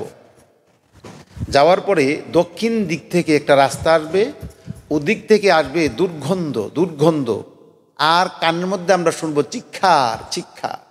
চিৎকার করছে মানুষ। আর উত্তর দিকে একটা রাস্তা আসবে, এই রাস্তা দিয়ে দেখতে এত সুন্দর ফুল বাগিচা দেখা যায়। আর কি দেখা যায়? সুঘ্রাণ আসছে, সুঘ্রাণ। আর পূর্ব দিক থেকে রাস্তা আসছে, কিছু দেখাও জানা, শোনাও জানা, গেট বন্ধ, শুধু সাদা একটা আকাশের এর মতোই দেখা যায়। আর পশ্চিম দিক থেকে আমরা যে রাস্তাটা গেছি, এটা হচ্ছে আমাদের আসার রাস্তা। ওখানে আমরা সবাই সমবেত হব। যখন আমরা বলবো যে আমি তো স্বর্গে যাব, আমি অনেক কাজ করেছি, তখন চিত্রগুপ্ত আমাদের হিসাবটা দিবে যে তুমি এই করেছো, এই করো নাই। হিসাবটা দেওয়ার পরে চিত্রগুপ্ত বলবে, তুমি তো দুনিয়াতে একটা মন্দির করেছিলে, তুমি কি মন্দিরে গুণে স্বর্গে যেতে চাও? হ্যাঁ, যেতে চাই। তুমি যেতে পারবে না। কেন? তুমি মন্দিরটা করে মন্দিরে গিয়ে তোমার নাম লিখেছিলে কেন? যে মানুষের জন্য বলে সুধাংশু সূত্রধর এই মন্দিরটা করেছে। এখন তো মানুষ তো বলতেই আছে, তুমি এটা বিনিময়ে আর স্বর্গ কেন চাও? তুমি তো একটা কুয়া দিয়েছিলে জল খাওয়ার জন্য মানুষ, বা টিউবওয়েল দিয়েছিলে, এটা দিয়ে তুমি লিখেছিলে প্রমোদ সূত্রধর এই টিউবওয়েলটা দিয়েছে, মানুষ তো বলতেই আছে। তুমি তো করোনার সময় চাল দান করে ফেসবুকে ছবি দিয়েছো, মানুষের জন্য বলে যে মুখে চাল দান করেছে। এখন তো ফেসবুকে চেয়ে তো মানুষ তোমাকে ধন্যবাদই দিয়েছে, তুমি আমার বিনিময়ে আর কী চাও? বিনিময়ে যা চাওয়ার তুমি সব পেয়েছো, আর এখন আমার কাছে কোনো কিছু নাই, তুমি নরকে যাও। কিন্তু যখন আমি নরকের দিকে রওনা হব, এই সময় আমার হঠাৎ মনে পড়ে যাবে যে আমি তো এমুকের কাছে 10,000 টাকা পাইতাম, মনে পড়ছে, সে তো স্বর্গে চলে গেছে। তখন চিত্রগুপ্ত হিসাব বের করে তাকে স্বর্গে থেকে ডেকে আনবে, এনে বলবেন তুমি যে তার কাছে 10,000 টাকা দুনিয়াতে নিয়েছিলে, তার 10,000 টাকা এখন ফেরত দাও। তখন এই চিত্রগুপ্তর হিসাব মোতাবেক এই লোকে বলবে নাও। তখন তো হাতের টাকা থাকবে না, পয়সা থাকবে না, দিবে কোথা থেকে? তখন পুণ্য দিবে, পুণ্য, যে পুণ্য ফলে সে স্বর্গে গেছিল এই পুণ্য দিবে। তখন উত্তর দিকে যে সুন্দর জায়গাটা স্বর্গ, আর দক্ষিণে হচ্ছে নরকের স্থান, আর এদিকে হচ্ছে মুক্তি, যেখানে গেলে আর জন্ম মৃত্যু শেষ হয়ে যায়, আর আসতে হয়। ওইখান থেকে তাকে ডেকে আনবে, আনার পরে বলবে তুমি একটা কাজ করো, কি? তাকে তুমি পুণ্য দাও, এই পরিমাণ পুণ্য দাও। যতই পুণ্য দেবে সে বলবে হয় নাই, যতই দিবে পুণ্য দিবে সে বলবে আমার হয় না, আমাকে আরও দাও, আরও দাও, আমি তোমাকে মাপ দেবো না, আরও দাও। তখন সে বলবে দিতে দিতে সে খালি হয়ে যাবে, খালি হয়ে গেলে সে যাবে নরকে আর সে যাবে স্বর্গে। এই জন্যে আমরা বলি যে এই ধর্মের পথে আমরা যা খরচ করি তাই গোবিন্দের কাছে জমা থাকবে, এটা আমরা ফেরত পাবো। আর যা কিছু চুলায় শেষ হবে আর লেফটিনে ধ্বংস হবে। আর গোবিন্দের জন্য আমরা যা করব সব আমাদের জন্য একদিন সঞ্চয় থাকবে, আমরা ফেরত পাবো, নাকি? তাহলে যে কথাটি বলছিলাম, বিগ্রহ তৈরি সব শুনে চা, আপনার ঘরে গৃহে যখন বাচ্চা হয় তখন যে পূজা দেন না, তখন বিগ্রহ কি উপবাস থাকে? এটা কি করেন? এখানে বাড়ি, আমার বোন রত্নার বাড়ি, এটা না, তো ওই বাচ্চা হয়েছে আগরতলা, আগরতলা তার গোষ্ঠী বাড়ি, জ্ঞাতি বাড়ি, ওইখানে বাচ্চা হয়েছে, পূজা এখানে বন্ধ করেন, এমন এটা কি হয়? অপরাধ। গৃহ দেবতার পূজা কখনো বন্ধ রাখা যায় না। আপনার পাশে একজন লোক মারা গেছে, অসুস্থ পড়েছে, মারা গেছে লোকটা, আপনাদের এই দিন তো স্নান করলেন, হাড়ি পাতিল ধুয়ে বাড়ি ঘর মুছেতে স্নান করলেন, স্নান করার পর আপনি পূজা দেবেন না কেন? আর আপনি যদি বিশ্বাস করেন যে আমার গুরুদেব, আমার গোবিন্দ আমার গৃহের একজন সদস্য, তা আপনার স্বামী যেমন স্নান করেছে, আপনার শ্বশুর যেমন স্নান করেছে, গৃহদেবতাকেও তো স্নান করাইছেন, গৃহদেবতাকেও আপনি স্নান করাইছেন, তা তার পূজা দেবেন না কেন? ব্রাহ্মণকে জিজ্ঞেস করেন না, এই ব্রাহ্মণরাই আমাদের ধর্মকে শেষ করছে। একজন ভালো পাঠককে, আপনার গুরুদেবকে আপনি জিজ্ঞেস করবেন পূজা দেওয়া যায় কি না। আপনার গুরুদেব না করে নাই, যদি না করে থাকে তা আপনার গুরুদেব হচ্ছে ব্রাহ্মণ কুলে ব্রাহ্মণ্যবাদকে তিনি প্রতিষ্ঠা দেয়। আপনার গৃহদেবতাকে আপনার পূজা দিতেই হবে। ইউটিউবে আপনাদের বিভিন্ন পাঠকের পাঠ শুনবেন, তারা বলে কই আমাদেরকে তো কেউ বলে না, সে দেওয়া যাবে না কেন, দিবেন কেন? দিতেই হবে, গ্রন্থে লিখে আছে পূজা দিতেই হবে। গৌরাঙ্গ মহাপ্রভু হরিদাস, শাস্ত্রটা কি আর আমরা করছি কি? গৌরাঙ্গ মহাপ্রভু একদিন শুনতে পেলেন যে হরিদাস অসুস্থ। হরিদাস কি আপনি আমার মতো না বড়? হরিদাস বৈষ্ণব কি আপনি আমার মতো নাকি আরো বড়? অনেক বড়। উনি মুসলমানের সন্তান ছিল, মুসলমানের সন্তান হয়ে গৌরাঙ্গ মহাপ্রভুর ভক্ত হয়ে তিনি বৈষ্ণব হয়ে গেল।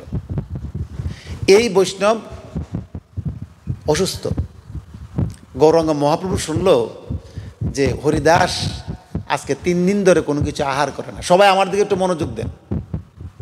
গৌরাঙ্গ মহাপ্রভু শুনলেন 3 দিন পর্যন্ত সে আহার করে না। শুনে তিনি হরিদাসের গৃহে গেলেন। হরিদাস তুমি নাকি 3 দিন ধরে আহার করো না? প্রভু শুধু আহার কেন প্রভু, যেই মুখ দিয়ে আমি অন্ন আহার করব প্রভু, আমি কি লজ্জায় আহার করব প্রভু? আমি তো এই হাত দিয়ে নাম সেবা করতে পারি না, আঙ্গুল আমার দুর্বল হয়ে গেছে, এই আঙ্গুল দিয়ে আমি আর নাম জপ করতে পারি না, এই জন্য মুখ দিয়ে আর সেবা করি না প্রভু। যে আঙ্গুল দ্বারা আমি প্রভু তোমার নাম করছিলাম, এই আঙ্গুল দ্বারা যেহেতু তোমার নাম করতে পারছি না, নাম সেবা করতে পারছি না, আর এই হাত দ্বারা অন্য সেবা করব কি করে? আমি লজ্জায় প্রভু 3 দিন ধরে আহার করি না। প্রভু গো, তোমার রূপ আমি দেখতে পাচ্ছি না, আমার চোখগুলি অবশ হয়ে আসছে, আমি উঠে তোমাকে প্রণাম করবো, আমি উঠতে পারছি না প্রভু, আমার দেহ যেন জ্বর হয়ে গেছে। হরিদাস, তুমি তো আমার জন্য অনেক কিছু করেছো, তুমি আমার কাছে অনেক কিছু চাওনি, তোমাকে আজ বলবো তুমি কি চাও। হরিদাস, তুমি যখনই বলছি তুমি আমার কাছে কিছু চাও, তুমি আমাকে বলোনি, চাওনি, আজকে তুমি বলো তুমি কি চাও। প্রভু গো, আজকে যদি আমি চাই তুমি কি দিতে পারবে? আমার কাছে কি অসাধ্য হরিদাস, আমি দিতে পারবো না? তো তুমিও জানো যে আমি সাধ্য, কিন্তু তুমি আজকে অসুস্থ, যার জন্যে তুমি বলতে পারছো না আমার সক্ষমতা সম্পর্কে। হরিদাস, তুমি বলো। প্রভু, আমি যেন তোমার কুলে প্রাণ ত্যাগ করি। প্রভু, আমার দেহটা তোমার হাত দিয়ে অগ্নি বশীভূত করো, আর জলেই বাসাও, আর মাটির নিচেই দাও, তুমি দেবে। আর আমার চোখটা শেষ পর্যন্ত তুমি চোখটা খুলে দাও, আমি যেন তোমার রূপটা দেখতে পারি। আর মুখটা আমাকে খুলে দাও, যেভাবে আছে মুখটা যেন এভাবে খোলা থাকে, আমি যেন তোমার নাম করতে করতে মৃত্যুবরণ করতে পারি। হরিদাস, তথাস্তু। গৌরাঙ্গ মহাপ্রভু তথাস্তু বলার সঙ্গে সঙ্গেই হরিদাসের দেহ অবশ হয়ে আসছে। প্রভু তাকে কুলে নিলেন, কুলে নিয়ে তার মাথাটা প্রভুর উড়াতে রাখলেন। উরুতে রেখার সঙ্গে সঙ্গেই হরিদাস চক্ষু দিয়ে দেখতে পেল, মুখ দিয়ে আগের মতো কথা বলতে পারছে। সঙ্গে সঙ্গে গৌর হরিবল, গৌর হরিবল, গৌর হরিবল।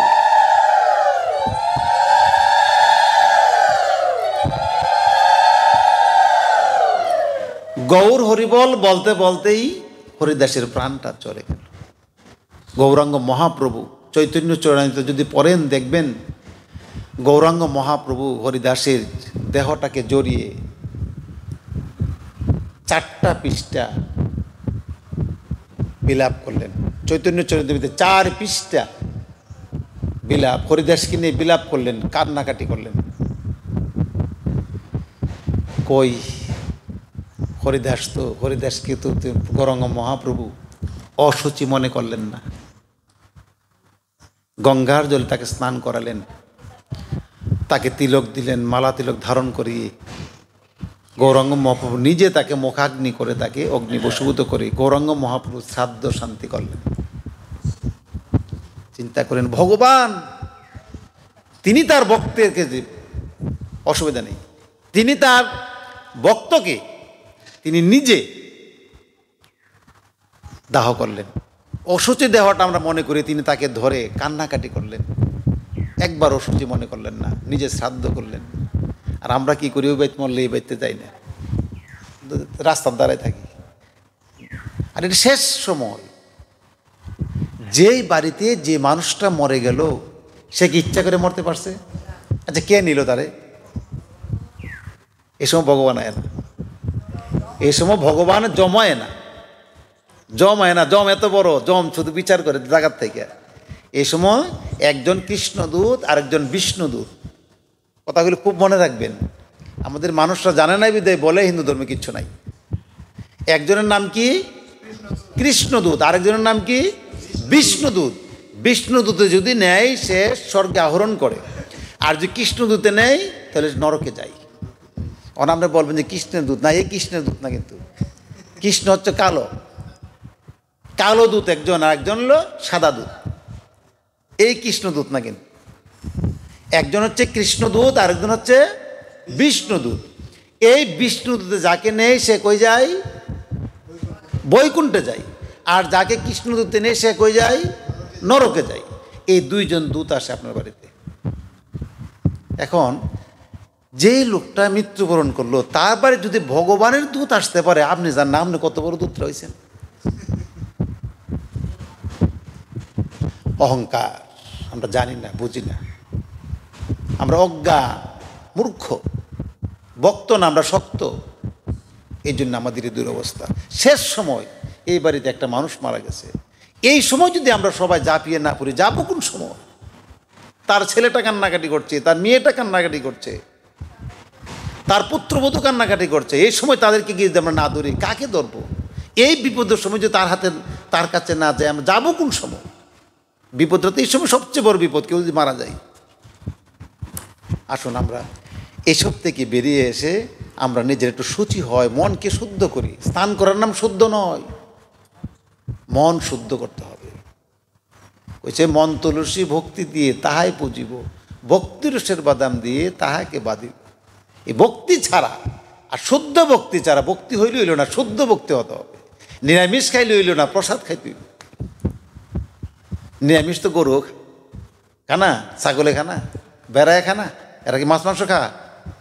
কিন্তু নিরামিষ খাইলে হইল না, প্রসাদ খেতে হবে। এই জন্য আমাদেরকে শুচি শুদ্ধ মন নিয়ে আমাদেরকে চলতে হবে। আমরা আর কিছু জিনিস আমরা মধ্যে যাই, যেমন ধরেন এই একটা মানুষ মারা গেল পূজা দেই না, একটা বাচ্চা হইলেও পূজা দেই না, গৃহদেবতার পূজা দেওয়া যায়, দিতেই হবে। তারপর দেখুন আর কিছু জিনিস, যেমন আমরা বারে ওই কি করি, এই বিভিন্ন সময় আমরা বিভিন্ন কিছু করি। আমরা এই মাস ভালো না, এই মাস মলে পাইছে, এই দিন ভালো না, এই দিন ভালো না বলি না। এই দামোদর মাস ভালো না খারাপ? দেখবেন তো এই মাস মানুষ বিয়ে করে না, কিন্তু বিয়ে দেয় না। কে রে? দামোদর মাস। আর এটা তো সবচেয়ে পবিত্র মাস। এটাতে করে না এই জন্য যে এখানে মাছ মাংস করবো, এই জন্য করে না। কিন্তু নিরামিষ দিয়ে হলে তো এই মাসটা ভালো, বলো না? তো এখন কোন মাসটা অশুদ্ধ? এই কথা আপনার মন থাকতেন একটু পরেই। এত শুদ্ধির ভক্তির আলাপ আমরা জানি। এখন করতেছেন ভগবানের মাস সবই সমান, ভগবানের বার সবই সমান, একটু পরে করুন শনিবারের দিন। হ্যাঁ হ্যাঁ, এটা না, এইগুলি না। বৈশাখ মাসে দুইজন লোকের জন্ম হয়েছে, একজন হচ্ছে বুদ্ধদেব, আরেকজন হচ্ছে শঙ্করাচার্য। আচ্ছা, এই মাসটা কি ভালো না খারাপ? আচ্ছা, আষাঢ় মাসে সীতা নবমী, জ্যৈষ্ঠ মাস, সীতার জন্ম হচ্ছে জ্যৈষ্ঠ মাসে। এখন সীতার জন্ম বা জন্ম মাসটা কি খারাপ না ভালো? ভালোই। জগৎবন্ধু সুন্দর এই মাসে জন্ম নিছে, দিনটা কি ভালো না খারাপ? ভালো। এখন আষাঢ় মাসের রথযাত্রা, রথের জন্ম এই সময়, ভালো না খারাপ? সুভদ্রা দেবী, জগন্নাথ, আরেকদিন কেটা, আরে নামটা কন্যাকে নাম কৈলদ্যপূর্ণ, বলরাম, এই তিনজনকে তৈরি করছিল এই মাসে, বিগ্রহ বানাইছিল এই মাসে। তো এইটা কি ভালো না খারাপ? এরপর শ্রাবণ মাস, লক্ষিন্দরের মাস। এই মাসে বেহুলা লক্ষিন্দর স্বামীর জন্য কি করলো, প্রাণ, তার প্রাণকে উৎসর্গ করে স্বামীকে উজানিনগর গিয়ে নিয়েছিল, স্বামীকে জীবিত করছিল। এই মাসটা ভালো না খারাপ? সারা মাস পদ্মপুরাণ পড়ে। এরপরে ভাদ্র মাস, এই মাসে কে কে জন্মগ্রহণ করছে জানেননি? ভাদ্র মাসে কে জন্মগ্রহণ করছে? ভগবান শ্রীকৃষ্ণ। তো এই মাসটা খারাপ? দেখবেন তো ভাদ্র মাসে বিয়ের কথা বলে মাথা নষ্ট হয়ে যায়, এই মাসে বিয়ে করেন যেত না, অথচ এই মাসটা কত ভালো মাস। এই ভাদ্র মাসে অনুকূল চন্দ্র জন্মগ্রহণ করেছেন। অনুকূল ঠাকুরের শিষ্য আছেন নাকি ওইখানে? নাই না? আচ্ছা যাক, অনুকূল ঠাকুর জন্মগ্রহণ করেছেন। আমার মধ্যে কোনো দ্বিবিদ নাই, আমার গুরুদেব ভালো আর খারাপ এমন কোনো বাদ নেই। আমি সকল গুরুকে আমার গুরুর সমকক্ষ করে সম্মান করি, আর পূজার বেলায় আমার গুরুকে করি। সম্মানের বেলায় যেন কেউ ঘাটতি না থাকে, সকল গুরুকে আমি সম্মান করি, আর পুজোর সময় আমার গুরুকে পুজো করি। যেমন সতী নারী, দেবর, বাসুর, শ্বশুর সবাইকে শ্রেণী বিন্যাসে সম্মান করে, শ্রদ্ধা করে, আর সবচেয়ে বেশি ভালোবাসা তার স্বামীকে। এগুলো সতী নারীর লক্ষণ। আর অসতী নারীর লক্ষণ হচ্ছে স্বামীকে কম ভালোবাসে, দেবরকে বেশি ভালোবাসে। ঠিক তদ্রূপভাবে নিজের গুরুকে সবচাইতে বেশি ভালোবাসতে হবে, আর শ্রেণী বিন্যাসে সকল গুরুদেবকে সম্মান শ্রদ্ধা করতে হবে। আমার মুখের দ্বারা যেন কেউ ছোট না হয়। এটা হচ্ছে সনাতন ধর্ম। এই মাসে জন্মগ্রহণ করেছে নিগমানন্দ। ফেসবুকে দেখবেন তো নিগমানন্দ একজন সাধু আছে, অনেক বড় সাধু, ভারতবর্ষে লক্ষ লক্ষ শিষ্য আছে। এই মাসে জন্মগ্রহণ করেছে সাধু নাগ মহাশয়, নারায়ণগঞ্জ বাড়ি, অনেক বড় ভক্ত। এটা কি মাস? ভাদ্র মাস, আশ্বিন মাস। দুর্গা দেবীর পূজা, সব দেবতার পূজা হয় এই মাসে। দুর্গা দেবী যখন আগমন ঘটে, ৩৩ কোটি দেবগণ এই সময় তার সঙ্গে আগমন করে। কালী পূজা, লক্ষ্মী পূজা, সরস্বতী পূজা, সব পূজা করতে করতে একটা পূজা করে। এই পূজার নাম হচ্ছে অশ্বিনী মুদ্রা। অর্থাৎ অজানা যত দেবতা আছে সব দেবতার জান্না পূজা করে, আর এই কর্তা এই সময় মন্ত্র পড়ে অজানা, মানে জানা অজানা কোনো দেবতা ভাব নেই, সব দেবতার পূজা এই সময় একটা পূজার মাধ্যমে সব দেবতা। তাহলে বোঝা গেল কি, এখানে ৩৩ কোটি দেবগণের পূজা সেখানে হয়, কোনো দেবতা বাকি থাকে না। এই মাসটাই খারাপ। আচ্ছা, এর ফলে কার্তিক মাস, এই যে মাস আমরা বসছি, কথা বললামই। এরপরে অগ্রহায়ণ মাস, স্বামী বিবেকানন্দ জগদ্ধাত্রী মার জন্ম।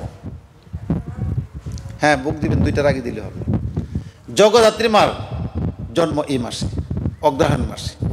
এরপরে পুষ মাস। পুষ মাস হচ্ছে সারদা দেবীর জন্ম। সারদা দেবীর চিনেন আপনারা? মা সারদা দেবীর চিনেন? রামকৃষ্ণ পরমহংস দেবীর স্ত্রী সারদা দেবী। তারপরে হচ্ছে মহানামবত ব্রহ্মচারী যিশু, আমার গুরুদেব স্বামী স্বরূপানন্দ, তাদের জন্ম। এই মাসটাই খারাপ। তারপর হচ্ছে মাঘ মাস। মাঘ মাসে প্রণবানন্দ, রাম ঠাকুর, মনমোহন সাধু জন্ম। ফাল্গুন মাসে চৈতন্য মহাপ্রভুর জন্ম। বামাখেপার জন্য রামকৃষ্ণের জন্ম। চৈত্র মাসে রামচন্দ্রের জন্ম, হরিচাঁদ ঠাকুরের জন্য। এখন 12 মাসের মধ্যে কোনো মাস কি বাদ গেল? কেউ জন্ম হয় নাই। শনিবারে শনিদেবের জন্ম, বৃহস্পতিবারে গুরু বৃহস্পতির জন্ম, রবিবারে পৃথিবীর জন্ম, মঙ্গলবারে হচ্ছে মঙ্গল গ্রহের জন্ম। বাদ কোনটা? সব বারই ভগবান আবির্ভাব করছে, কোনো না কোনো মহাপুরুষের মধ্য দিয়ে পৃথিবীতে আসছে, সব মাসই আসছে। অতএব কোনো মাসকে হেয় প্রতিপন্ন মনে করা ঠিক না। তাহলে পাঠ শেষ করলাম, একটু চলবে। আচ্ছা, এখন সবচাইতে যে জিনিসটা আমরা গেলাম, সেই জিনিসটা হচ্ছে আমাদেরকে সংসারের মধ্যে সুখ আনতে হবে। বৃন্দাবন ঠাকুর একটা বাণীতে বলছিলেন যে সংসার সুখের নয় যাদের, নরকেও যাবে না, স্বর্গে গেলেও কাঁদিতে হবে। আর সংসার সুখের জন্যে সবার, মা বাবা শ্বশুর শাশুড়ি ছেলে মেয়ে সবার দরকার একটু জিনিসের, একটু জিনিসের। এটা কি জানেন সবাই? এটা হচ্ছে এইটা। আমার গুরুদেব বলছেন একাদশী ব্রত বড়, দ্বাদশী ব্রত বড়, জন্মাষ্টমী ব্রত বড়, রামচন্দ্র নবমী বড়, তার চাইতে অধিক বড় মৌন ব্রত। এই ব্রতের নাম কি? কম কথা বলা। কম কথা বলা। আমার গুরুদেব বলছেন যার গৃহে 1 কেজি আলু আছে সে তো 3টে আইটেম করে সংসারে দিন চালাতে পারে। কয়টা আলু দিয়ে ভর্তা, কয়টা আলু দিয়ে ভাজি, আর আলুর বাকল দিয়ে একটু বড়া। আচ্ছা, 3টা দিলে কি চলবে না খাবার? তা তুমি যদি আলু লয়ে পড়ছো আর বেগুন আনলা না, এটা কোনো কি দরকার? যখন যা জুটে, এটাই লক্ষ্যের চিহ্ন। ফেসিয়াল, আইডিয়াল, কত শিয়ালের তো অভাব নাই। শিয়াল কথা পয়লা দিছিল, শিয়াল আনে নাই, নিয়ে আইছে গুড়া। আনলা না কেরে? না, এটা না। একটু মুখটা কম কথা বললেই সংসার একটু সুখের হয়। আমি বলছি কিন্তু আমার স্বামীরে, শুনছে শাশুড়ি, বলছি কিন্তু পুত্রেরে, শুনছে শ্বশুর। এই একটা কথা থেকেই 10টি কথা বাড়তে আরম্ভ। এই জন্য চাই কি, আজকে যে মা তুমি যে সংসারের বউ, আগামীকাল তুমি এই সংসারের হবে শাশুড়ি। আজকে তুমি যে সংসারের পুত্র, আগামীকাল তুমি এই সংসারের হবে বাবা। অতএব তুমি আজকে থেকে যদি তুমি ধৈর্য না ধরতে পারো, তাহলে পরে তুমি ধৈর্য ধরবে কি করে? আপনি তিলক করেছেন বিদায় মেয়েটা করেছে, আপনি মালা দিয়েছেন বিদায় মেয়েটা দিয়েছে। এই জন্যই গৌরাঙ্গ মহাপ্রভু বললেন, নিজ আচরি ধর্ম জীব কি শিখাই, আপনি না করিলে ধর্ম শিখানো না যায়। এই যে মেয়েটা, ছোট্ট মেয়েটা, আপনি যদি আপনার শ্বশুরের সাথে সুন্দর ব্যবহার করেন, স্বামীর সাথে শাশুড়ির সাথে সুন্দর ব্যবহার করেন, এই মেয়েটা এখান থেকে তা শিখে যাবে। আর শিখে গিয়ে তখন সে এই মেয়েটা ওখানে গিয়ে ওই ব্যবহারটাই করবে, করার পরেই ফোন আসবে, এত ভালো মেয়ে কীভাবে তৈরি করলেন। আর যদি শিখে না দেন, বলবে যে এটা কীভাবে তৈরি করলেন। আর মেয়ের কারণে আপনাকে বারবার গিয়ে ওখানে মাপ চাইতে হবে, মেয়ের সুখের জন্য বারবার গিয়ে মাপ চাইতে হবে। একা গেলে হবে না, পরে 10 জন লয়ে যেতে, স্টাম্প লয়ে যেতে, স্টাম্প সই দিয়াও নাকি, এগুলি না। এই জন্যই ধর্ম ছাড়া কেউ কোনোদিন সুখের হতে পারে না। যে কোনো লোক, আমার অনেক পয়সা আছে, আমার 7টা ছেলে আছে, 5টা মেয়ে আছে, ধৃতরাষ্ট্র 100 পুত্র ছিল কিন্তু সুখে ছিল না। হ্যাঁ, ধৃতরাষ্ট্র কয়টা পুত্র ছিল? 100 পুত্র ছিল কিন্তু সুখে। লঙ্কার রাবণ রাজা ছিল, 10,000 বছর তার আয়ুকাল ছিল, কিন্তু সুখে ছিল না, কারণ তার কর্মটা ভালো ছিল না। স্বর্গের সিঁড়ি বানানোর কথা ছিল, স্বর্গের সিঁড়ি না বানিয়ে বা করেছেন কি সীতাহরণ।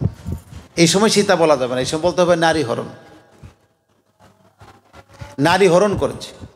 যারই ধরুন রাবণ 10,000 বছর পরে অমর বর পায়েও তাকে রামের হাতে মরতে হয়েছে। অতএব আমাদেরকে এই 7টি ছেলে আর 5টি মেয়ে রাবণের কাছে কিছুই না। রাবণের কয় লক্ষ নাতিপুত্র ছিল জানেননি? বাবা সব জানে। 1.25 লক্ষ তার বংশধর ছিল। 1.25 লক্ষ নাতিপুত্র হয়েও তীর ধনুবানের আঘাতে মৃত্যু হয়েছে তার আকাশের ঘরের নিচে না। এত সম্পদ হয়েও, যার বাড়ি পাহারা দিত চামুন্ডা কালী, সরস্বতী, লক্ষ্মী, সরস্বতী সব তার বাধা ছিল, অথচ একটি পাপ করার কারণে সমস্ত পুণ্য তার নিষ্ফল হয়ে গেল। এই মাসে তো সবাই বৈষ্ণব সেবা দিয়েছেন, এই মাসটা বলে না। বৈষ্ণব সেবার একটি ঘটনা বলি, পাঠ শেষ করব। দ্রৌপদীর বৈষ্ণব সেবার কথা জানেন? কেউ জানেন? জানেন না? না, এটা জানা খুব দরকার। ভগবান শ্রীকৃষ্ণের কাছে দ্রৌপদী গেলেন, গিয়ে বললেন, ভগবান আমরা কি যুদ্ধে জয়ী হতে পারবো? ভগবান কৃষ্ণ বললেন, মা, জগতে সবাই কিছু চাই, জানা? যেমন আপনারা এখন সবাই বসে আছেন, এই পাঠ কীর্তনের পরে কিন্তু সবাই একটু প্রসাদ চাই, এই সবাই চাই, সবাই চাই। মা তুমি একটা মানুষই করো। আমরা কিন্তু মানুষই করি, কোনো কিছু একটা মানুষই করি না, মানুষই করি। তোর ভগবান শ্রীকৃষ্ণ বললেন যে মা তুমি একটা মানুষই করো। যে কি মানুষই করব? তুমি মানুষই করো, যদি তুমি যুদ্ধে জয়ী হতে পারো তুমি বৈষ্ণব সেবা দেবে। ঠিক আছে, মানুষই করলাম ভগবান, তোমাকে সাক্ষী রেখে আমি বৈষ্ণব সেবা দেব। তখন যুদ্ধ হলো, যুদ্ধ শেষ হলো, বৈষ্ণব সেবা দিবে। গিয়ে বললেন, ভগবান আমি যে মানুষই করেছিলাম, এখন তো বৈষ্ণব সেবা দিতে হবে। এখন বৈষ্ণব কোথায় পাই? তুমি বৈষ্ণব চিনো না? না ভগবান আমি তো বৈষ্ণব চিনি না। অর্জুন চিনে। কে চিনে? অর্জুন চিনে। কোথায়? রাস্তার মোড়ে গাছের নিচে একজনের জুতা সেলাই করে, সে হচ্ছে পরম বৈষ্ণব, তাকে গিয়ে নিমন্ত্রণ করে সেবা দাও। এখন যুধিষ্ঠির মহারাজ, তিনি তো মহারাজ, যুদ্ধে যখন জয় হলো তিনি তো রাজা, রাজা না। এখন রাজার বাড়ির বৈষ্ণব সেবা কি একজন দিয়ে হবে? আমরা তো যে কোনো লোককে বৈষ্ণব সেবা দিই তখন 5-7 জন লোক বলি না। এখন রাজার বাড়ির বৈষ্ণব সেবা হবে, সেখানে কি শুধু খালি রুইদাস মুচিকে দিয়ে হবে? তিনি করলেন কি, তার রাজ্যের মধ্যে যত প্রজাগণ ছিল সবাইকে তিনি নিমন্ত্রণ করলেন, বৈষ্ণব সেবা হবে যুধিষ্ঠির মহারাজের বাড়িতে। এখন বৈষ্ণবকে আমরা তো মনে করি এখান থেকে একবার এখানে পর্যন্ত তিলক করতে হবে, মালা দিলেই বৈষ্ণব, নাকি? না, এই তিলক রাবণের কপালও আছে। রাবণের কপালে থাকার পরও রামের বিরোধিতা করছে। এই তিলক যুধিষ্ঠির মহারাজ না, দুর্যোধনের কপালও ছিল, কৃষ্ণকে দেখতে পারছেন। বিষ্ণুর ভক্ত যারা তারাই বৈষ্ণব। বিষ্ণুর ভক্ত যে সেই বৈষ্ণব।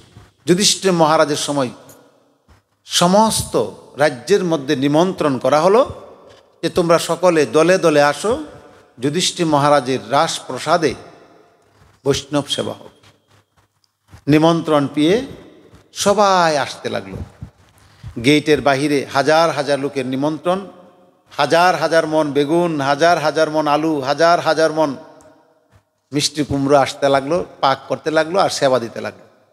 আর রাজপ্রসাদের ভিতরে শুধু একজনের সেবা, তিনি হলেন রুইদাস মুচি।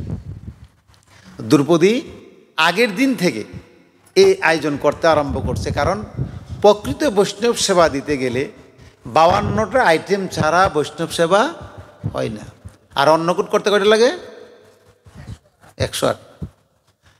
ঠিক তদ্রূপভাবে বৈষ্ণব সেবার অন্নকূট এক জিনিস না। অন্নকূট হচ্ছে জগন্নাথের সেবা, আর বৈষ্ণব সেবা হচ্ছে বৈষ্ণবের সেবা। এখন এই জগন্নাথ ভাবছে রুইদাস মুচিকে তিনি বৈষ্ণব সেবা দিবে, তখন তিনি 52টা আইটেম পাক করে তিনি বৈষ্ণব সেবা দিবে। আগের দিন থেকে আয়োজন করতে আরম্ভ করছে। ভোর 4টা থেকে রান্না বসিয়েছে, কারণ দুটার মধ্যে সেবার নিয়ম কিন্তু আছে। আমরা কিন্তু অন্নভোগ কিন্তু আমরা সকালে দিলাম, দেন না অনেকে পেটে কি দেয়? অপরাধ। বাল্যভোগ সকালে, আর অন্নভোগ হবে 12টার পরে, 2টার আগে। আর অনেকে বৈষ্ণব দেখবেন তো 5টার সময় লাগানে পাক করতে করতে নিজে তো খাইয়া লিছি এক সিদ্ধ ইচ্ছা মতে, ফেটে খিদে নাই, পাবলিক খাইলে না খাইলে এমন না, নিয়ম আছে। 2টার মধ্যে বৈষ্ণব সেবা ভোগ আরতি হবে, 2টার আগে আর 12টার পরে। এখন উনি করলেন কি, 2টার মধ্যে বৈষ্ণব সেবা দিবি, বৈষ্ণব এসে বসলেন, 52 আইটেমের পাক ওনার সামনে দিয়ে জয়ধ্বনি করে প্রণাম করলেন। এখন রুইদাস মুচি করলেন কি জানেন, এই 52 আইটেমের সমস্ত কিছু একত্রিত করে মেখে খেতে আরম্ভ করেন। আর ওখানে দ্রৌপদী চেয়ে বলতে লাগলেন যে দেখো নিচ জাতির কাজ। রুইদাস মুচি কোন সম্প্রদায়ের? মুচি বাড়ির লোক। দ্রৌপদী বলতেছে দেখো নিচ জাতির কাজ, আমি এত কষ্ট করে একটা একটা করে পাক করলাম, উনি যদি একটা একটা করে মুখে দিত সবগুলি স্বাদ পেত। কোনোটার সম্বাস জিরা দিয়ে, কোনোটার সম্বাস কালো জিরা দিয়ে, কোনোটার সম্বাস পাঁচফোড়ন দিয়ে, এভাবেই তো মায়ের রান্না করে। আচ্ছা, তো একটা স্বাদ তো একরকম। উনি স্বাদটা বুঝলো না, সবগুলি একত্রিত করে মুখে দিল। নিচদের কাজ দেখো। উনি সেবা করে চলে যাচ্ছেন, কিন্তু ভগবান বলছেন একটি গোপন কথা, দ্রৌপদী তোমার বৈষ্ণব সেবা শেষ হওয়ার পরে দেখবে তো স্বর্গের দুবদুবি বাজবে, ঘন্টা বাজবে। যদি বুঝো যে ঘন্টা বাজে তোমার বৈষ্ণব সেবা হয়েছে, আর যদি দুবদুবি না বাজে বুঝতে হবে তোমার বৈষ্ণব সেবা হয়নি। দ্রৌপদীর হঠাৎ মনে পড়ে গেল, আরে দুবদুবি তো বাজলো না, বৈষ্ণব দিয়ে চলে গেল, কোন বৈষ্ণব সেবা করাইলাম। তিনি আর বৈষ্ণবের ভেসে ঘুরলেন না ঘুরে তিনি দৌড়তে আরম্ভ করলেন কৃষ্ণের কাছে। কৃষ্ণকে গিয়ে জিজ্ঞেস করি ব্যাপারটা কি। দৌড়ায় ভগবানের কাছে গেলেন, গিয়ে বলেন, ভগবান কি গো মা, তুমি যে কইলা যেই বৈষ্ণব সেবার পরে স্বর্গের দুবদুবি বাজবো, এখন তো আর দুবদুবি বাজলো না। দ্রৌপদী তুমি কি বলছিলে মনে মনে, তুমি কি বলছিলাম মনে মনে? বলছিলাম তো আমি যে নিচু জাত। তুমি এটা বললে কেন?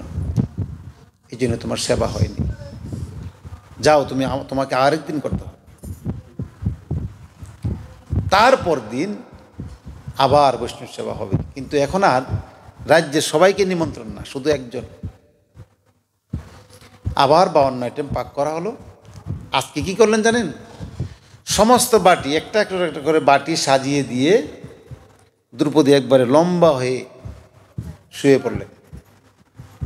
যতক্ষণ সেবা না হবে আজকে আমি আর উঠব না।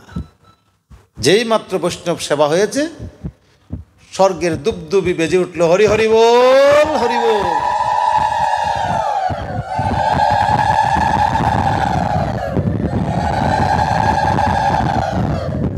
স্বর্গের দুবদুবি বেজে উঠল, বৈষ্ণব সেবা হয়ে গেল। কিন্তু দ্রৌপদীর বৈষ্ণব সেবা আর আজকে আমাদের বৈষ্ণব সেবার মধ্যে একটু পার্থক্য হয়ে গেছে। কেমন? এই বাড়ির বৈষ্ণব সেবা, এই বাড়ি বাদে ওই বাড়ির বৈষ্ণব নিমন্ত্রিত, এই বাড়ি বলে না, করে না করলে কি এমন করি না আমরা? আপন ভাস্করের ঘর এটা, এখানে বৈষ্ণব সেবা এরা কেমন লাগবে? এরা না করলে সামান্য একটু ভুল, সামান্য বলছিল খালি যে নিচু জাতি, সামান্য আমাদের কাছে সামান্য না, এটা সামান্য একটু ভুলের কারণে তার বৈষ্ণব সেবা হলো না। তা আমাদের বৈষ্ণব সেবা হয় কি করে? হয় না।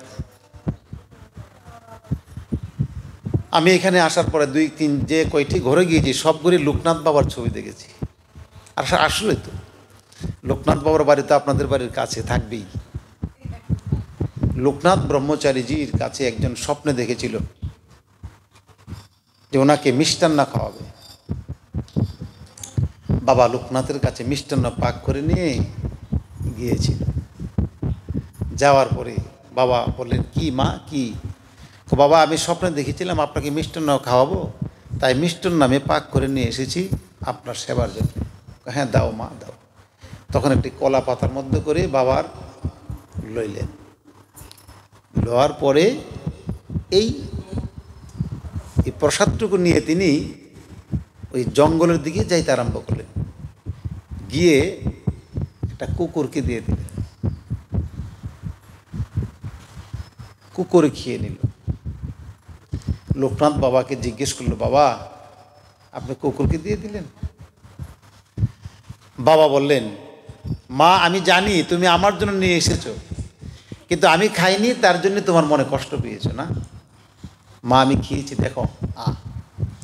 আগ করে দেখিয়ে দিলেন তার মুখের মধ্যে মিষ্টান্ন আছে।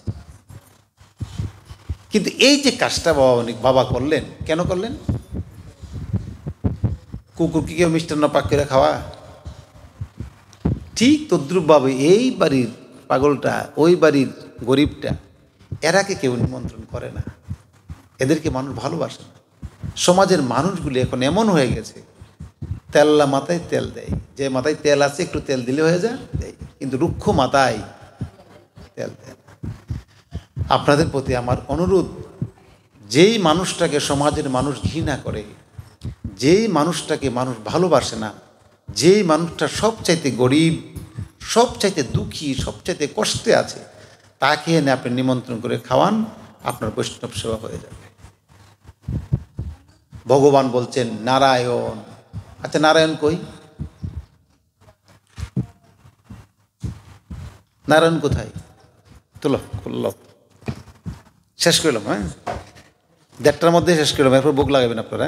14 মিনিট, আর 14 মিনিট, 15 মিনিট। ও ওর বাবার নাম নারায়ণ, এর জন্য বলতেছে কুমারীনন্দা নারায়ণ আছে, বুঝছেন? ওর বাবার নাম হচ্ছে নারায়ণ, এর জন্য বলতেছে কুমারীনন্দা নারায়ণ আছে। নারায়ণ নারায়ণ নমো নমো নমো নমো নারায়ণ নারায়ণ নারায়ণ নমো নমো নমো নমো নারায়ণ নারায়ণ নারায়ণ নমো নমো নমো নমো নারায়ণ। কেউ বলে আছে বৈকুণ্ঠে, আমি বলে আছে শুধু নর নারায়ণ নারায়ণ নারায়ণ নমো নমো নমো নমো নারায়ণ নারায়ণ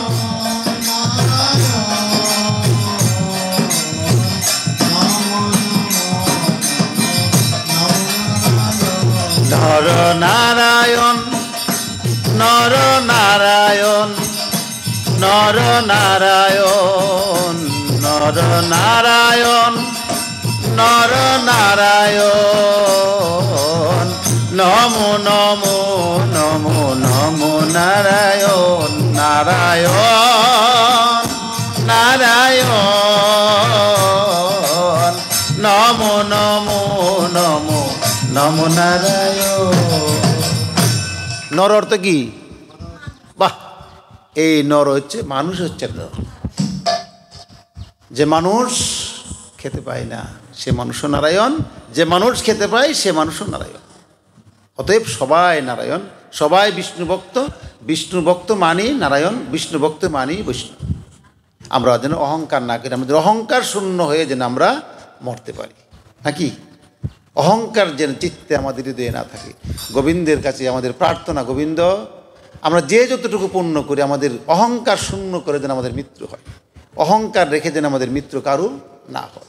চুল পরিমাণ অহংকার থাকলে আমাদের মৃত্যুকালে আমরা গোবিন্দকে পাব না, গোবিন্দ শূন্য হয়ে আমাদের মরতে হবে। অজামিল, অজামিল কে ছিল? রাজা, একজন এমন রাজা ছিল, সে মানুষকে অত্যাচার করত, অবিচার করত। যেখানে সুন্দর নারী দেখত সেখানে সে ঝাঁপিয়ে পড়তো, যেখানে সুন্দর বাড়ি দেখতো তার বাড়ি সে দখল করত, যার কাছে সুন্দর ফল দেখতো তার ফলই কুড়িয়ে আনত। কিন্তু মৃত্যুকালে কৃষ্ণদূত এসে দাঁড়িয়ে আছে, তাকে নিয়ে যাবে। কিন্তু তার ছেলের নাম রাখিছিল নারায়ণ। সে ডাকছে নারায়ণ, নারায়ণ কোথায়? নারায়ণ ডাকার সঙ্গে সঙ্গেই বিষ্ণুদূত এসে হাজির, বলছে কৃষ্ণদূতকে তুমি আসছো কেন? আমি আসছি তাকে নেওয়ার জন্য, সে পাপ করেছে, আমাকে ভগবান পাঠিয়েছে তাকে নেওয়ার জন্য। তোমাকে যে ভগবান পাঠিয়েছে তাকে নেওয়ার জন্য, আমাকেও তো সেই ভগবানই পাঠিয়েছে তাকে নেওয়ার জন্য, এখন ভগবান দুজনকে পাঠালো কেন? তোমাকে আগে পাঠিয়েছিল, সে পাপ করেছে এই জন্যে। আর যেই মাত্র সে নারায়ণ বলে ডাকলো তখনই ভগবান পাঠাইলো, কারণ ভগবানকে সে ডাকছে। মৃত্যুকালে যে ব্যক্তি যেভাবে মরে মৃত্যুর পরে সেভাবেই জন্মে বাড়ে। আমাকে পাঠিয়েছে এই জন্যে সে মৃত্যুর পরে, সে মৃত্যুকালে সে নারায়ণ নারায়ণ জপছে, আর তার ছেলেকে ডাকছে। ছেলে হোক আর বুড়ো হোক আর শালা হোক, দেখেছ তো আমার নাম। এই জন্য আমাকে ভগবান আমাকে পাঠিয়েছে তাকে নেওয়ার জন্য। অজামিল নারায়ণ নারায়ণ ডাকতে ডাকতে মৃত্যুকালে সে বৈকুণ্ঠে চলে গেল। আর আপনার ছেলের নাম কি? পিন্টু, নান্টু, ওই নান্টু হোক না বাগনা, এর মা এর নাম রাখলো কেরে? নান্টু, মিন্টু, সেন্টু, জান্টু, পুন্টু। তোমার নাম কি গো? হ্যাঁ, বাহ, কত সুন্দর নাম। ঠিক এই যে আমার বোনটার নাম রত্না, কত সুন্দর নাম। কিন্তু আমাকে নামটা রাখতে হবে এমন নাম মৃত্যুকালে ডাকার সঙ্গে সঙ্গে যেন আমার গোবিন্দ খুশি হয়ে যায়। নাম রাখবো নিতাই, নাম রাখবো গৌর, নাম রাখবো হরিবল, নাম রাখবো গোপাল। আর ভগবানের নাম কি অভাব আছে? 108টার নাম তো আমরা পড়িও। হ্যাঁ, গোপালের মা দিকে তো রত্ন। হ্যাঁ, তো এখন আমাদের নামগুলি রাখতে হবে এমনভাবে মৃত্যুকালে যেন ডাকলে আমি আমার গোবিন্দ কি হয়, খুশি হয়। এই নামগুলি ছাড়া কখনো আমরা উদ্ধার হতে পারবো না।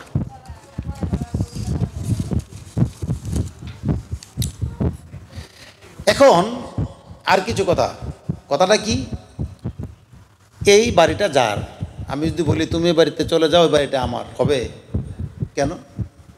তার এই বাড়ির একটা দলিল আছে, 100% সত্য, এই বাড়িটা তার, দলিল আছে, খারিজ আছে, নাকি? আমি বললে কি হবে? দলিল যদি থাকে তো শিওর যে বাড়িটা তার, নাকি? গীতাতে ভগবান বলছেন যেই ব্যক্তি ধূমপান করে সেই ব্যক্তি শুকুর হয়ে জন্মগ্রহণ করে। আর পান যে খায় হো কে জানেননি? কারণ ধূমপান যে করে সে হচ্ছে সেই তামাকটারে আগুন দেয়া পুরায় খায়। এটা যদি অপরাধ হয় তো জ্বর দ্বারা তো কাঁচা খা, এটা কি অপরাধ নাই? আচ্ছা বলেন তো দেখি, কাঁচা ময়লার গন্ধ বেশি না শুকনা ময়লার গন্ধ বেশি? কাঁচা ময়লার গন্ধ বেশি। এই জন্যে আপনাকে অবশ্যই ভগবান গীতায় পরিষ্কার বলছেন, যারা ধূমপান করিবে তারা শুকুর যোনি প্রাপ্ত হবে, যারা মদ পান করিবে তারা বৃক্ষকুলে জন্মগ্রহণ করিবে, যারা জুয়া খেলবে তারা এদুর কুলে জন্মগ্রহণ করিবে, যারা পরনারে আসক্ত হইবে তারা সাপ কুলে জন্মগ্রহণ করিবে, যারা পর পুরুষে আসক্ত হইবে তারা বৃক্ষগুলো জন্মগ্রহণ করিবে। আবার এখন দলিল আছে, দলিল যেহেতু আছে, মৃত্যুর পরে কি হবে এটা নিশ্চিত, নাকি? গীতা মানেন তো সবাই? নিশ্চিত। এই জন্যই বলছিলাম গীতা পড়লে সে ধূমপান করবে না। আমরা করি নাই, আমরা তিন ভাই কাউ আমরা ধূমপান করি না। আমাদের 4টা ভাতিজা, একটাও না। কারণ হচ্ছে নিজে ঠিক হইলে সব ঠিক করুন যা। আমি যদি গাঁজা খাইতে ছেলেদের কাছে ঠিক করুন কি করে? ঠিক করা যাবে না। এই জন্যই আমার লোকনাথ ব্রহ্মচারী বলছিলেন, আমার চরণ ধরিস না, আমার আচরণ ধর। আমরা লোকনাথের পূজা করি, চরণ পূজা করি, কিন্তু লোকনাথের ব্রহ্মচর্য ব্রত গ্রহণ করি না। লোকনাথ মহাপুরুষ কীভাবে হয়েছেন তার জীবনী আমরা পড়ি না। এই জন্যে আমাদের ভয়ের কোনো কারণ নাই। আপনি ইচ্ছা করলে আপনার ছেলেকে আপনি ব্রহ্মচারী বৈষ্ণব বানাতে পারবেন না। বিষয় চেয়ে হইবে রেজ্ঞ শতজনম, থাকলে ভাগ্য। ভাগ্য থাকে আপনার, তাকে তালা দিয়ে রাখলো, তালা ভাঙিয়ে চলে যাবে। আর যে ভাগ্যে না থাকে তালা খুইলে দিলেও যাবে না। এ হচ্ছে ভাগ্য। এই জন্য আমাদেরকে অন্ততপক্ষে যারা প্রসাদ খায়, বলবেন আমি কি 12 মাস প্রসাদ খাই, কার্তিক মাসে প্রসাদ খাই আর খাই না? না, প্রত্যেক দিনে তো আমরা সৌভাগ্যবান না। প্রত্যেক দিন আমাদের গৃহে পুজো হয়, আমরা তো প্রত্যেক দিন প্রসাদ পাই। তাহলে আমি এই কুখাদ্যগুলো আমি কী করে খাবো? যার জন্য আমাকে প্রত্যেক দিন প্রসাদ পেতে হবে, এমন মন মানসিকতা রাখতে হবে যে আমি প্রত্যেক দিন প্রসাদ পাবো। গৌরাঙ্গ মহাপ্রভু বৈষ্ণব সেবা। এখন গৌরাঙ্গ মহাপ্রভুর যে বৈষ্ণব সেবা, কিন্তু রঘুনাথ ভট্টাচার্য গৌরাঙ্গ মহাপ্রভুর প্রিয় পার্শ্বদ, তার একজন শিষ্য, তিনি আবার পরে একজন গুরুদেব হয়েছে, ঘোষের একজন। উনি গৌরাঙ্গ মহাপ্রভু থেকে একটু দূরে থাকে,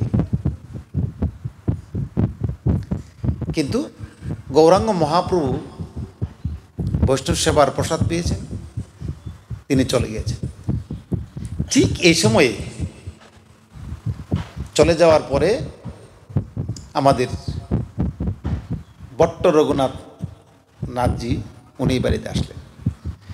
এসে ওই যে কলা পাতাগুলি, বৈষ্ণবরা সেবা করার পর যে কলা পাতাগুলি ফেলাইছে, ওখানে গিয়ে খুঁজতে আরম্ভ করছে। কি যে গৌরাঙ্গ মহাপ্রভু প্রসাদ নিতেন এমনভাবে উচ্ছিষ্ট থাকতো না, একটু থাকতো না কিছু, উনি সবগুলি প্রসাদ গ্রহণ করতেন। যেই পাতাটা সবচেয়ে বেশি পরিষ্কার, এই পাতাটা থেকে ওই যে কলা পাতা কাটার পরে সাইড দিয়ে থাকে না, শক্ত জায়গাটা, ওই জায়গা থেকে আঙুল দিয়ে পচে একটু জিব্বা লাগিয়ে বলল, হ্যাঁ প্রসাদ পেয়ে গেলাম, বৈষ্ণব সেবা হয়ে গেল। তখন নরোত্তম দাসজি জিজ্ঞেস করেছিলেন যে প্রভু আপনি কি করে বুঝলেন যে এই পাতাটি গৌরাঙ্গ মহাপ্রভুর? আমি গৌরাঙ্গ মহাপ্রভুর সাথে আমি দীর্ঘদিন ধরে থাকি, আমি জানি যেই পাতার মধ্যে উচ্ছিষ্ট বলতে কিছু নাই সেটাই আমার প্রভু। সব পাতার মধ্যে উচ্ছিষ্ট ছিল, যেটা সবচেয়ে বেশি পরিষ্কার এটাই আমার গৌরাঙ্গ মহাপ্রভু। আর আমরা কি করি? প্রসাদ নিতে গেলে কিছু না থাকলে আমাদের ভদ্রতা হয় না, পাপ, প্রসাদ রাখা যায় না। গত বছর এক বৈষ্ণব সভা গিয়েছি, বুঝছেন, গিয়েছি যে আমাকে আর একটা ছেলে আছে সাধু, এই শ্যামল, আমরা দুইজন গিয়েছি। যাওয়ার পরে যেই ঘরে আমাদেরকে ওই বৈষ্ণবদের সাথে ঘরে দুইজন বৈষ্ণবের সাথে বসিয়ে প্রসাদ দিচ্ছেন। তা আমি মুখে দেওয়ার আগেই ওই বৈষ্ণবের মুখে দিয়েছে কচু শাক, বুঝছেন, যে কচু শাক বুক থেকে এনে উনি মুখে দিয়েছে, দেওয়ার পর মানে এটা মুখে ধরছে আর কি। ধরার পর উনি এটা বাইরে ফাড়াই দিয়া মুখ ধোয়া, বুঝছেন নি, দইরা করাইছে। আমি কি ওই শ্যামল, উনি এটা ফেলে দিল এইভাবে, দেহতে মুখে দিয়ে দেহ দেখি, দেহ দেখি, তুমি দেহ দেখি, আমিও দিই, তো মুখে দিয়া।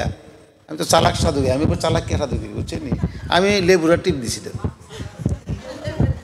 হ্যাঁ হ্যাঁ, তোমার নাম অনেক চালাক না গো, তে চালাক না হলে চলতাল না বলে, তো কচু শাকটার মধ্যে করছে কি আপনার লেবু চিপা দিছি, দিয়া বাদ দেয়া মাইকে খাই দিছি।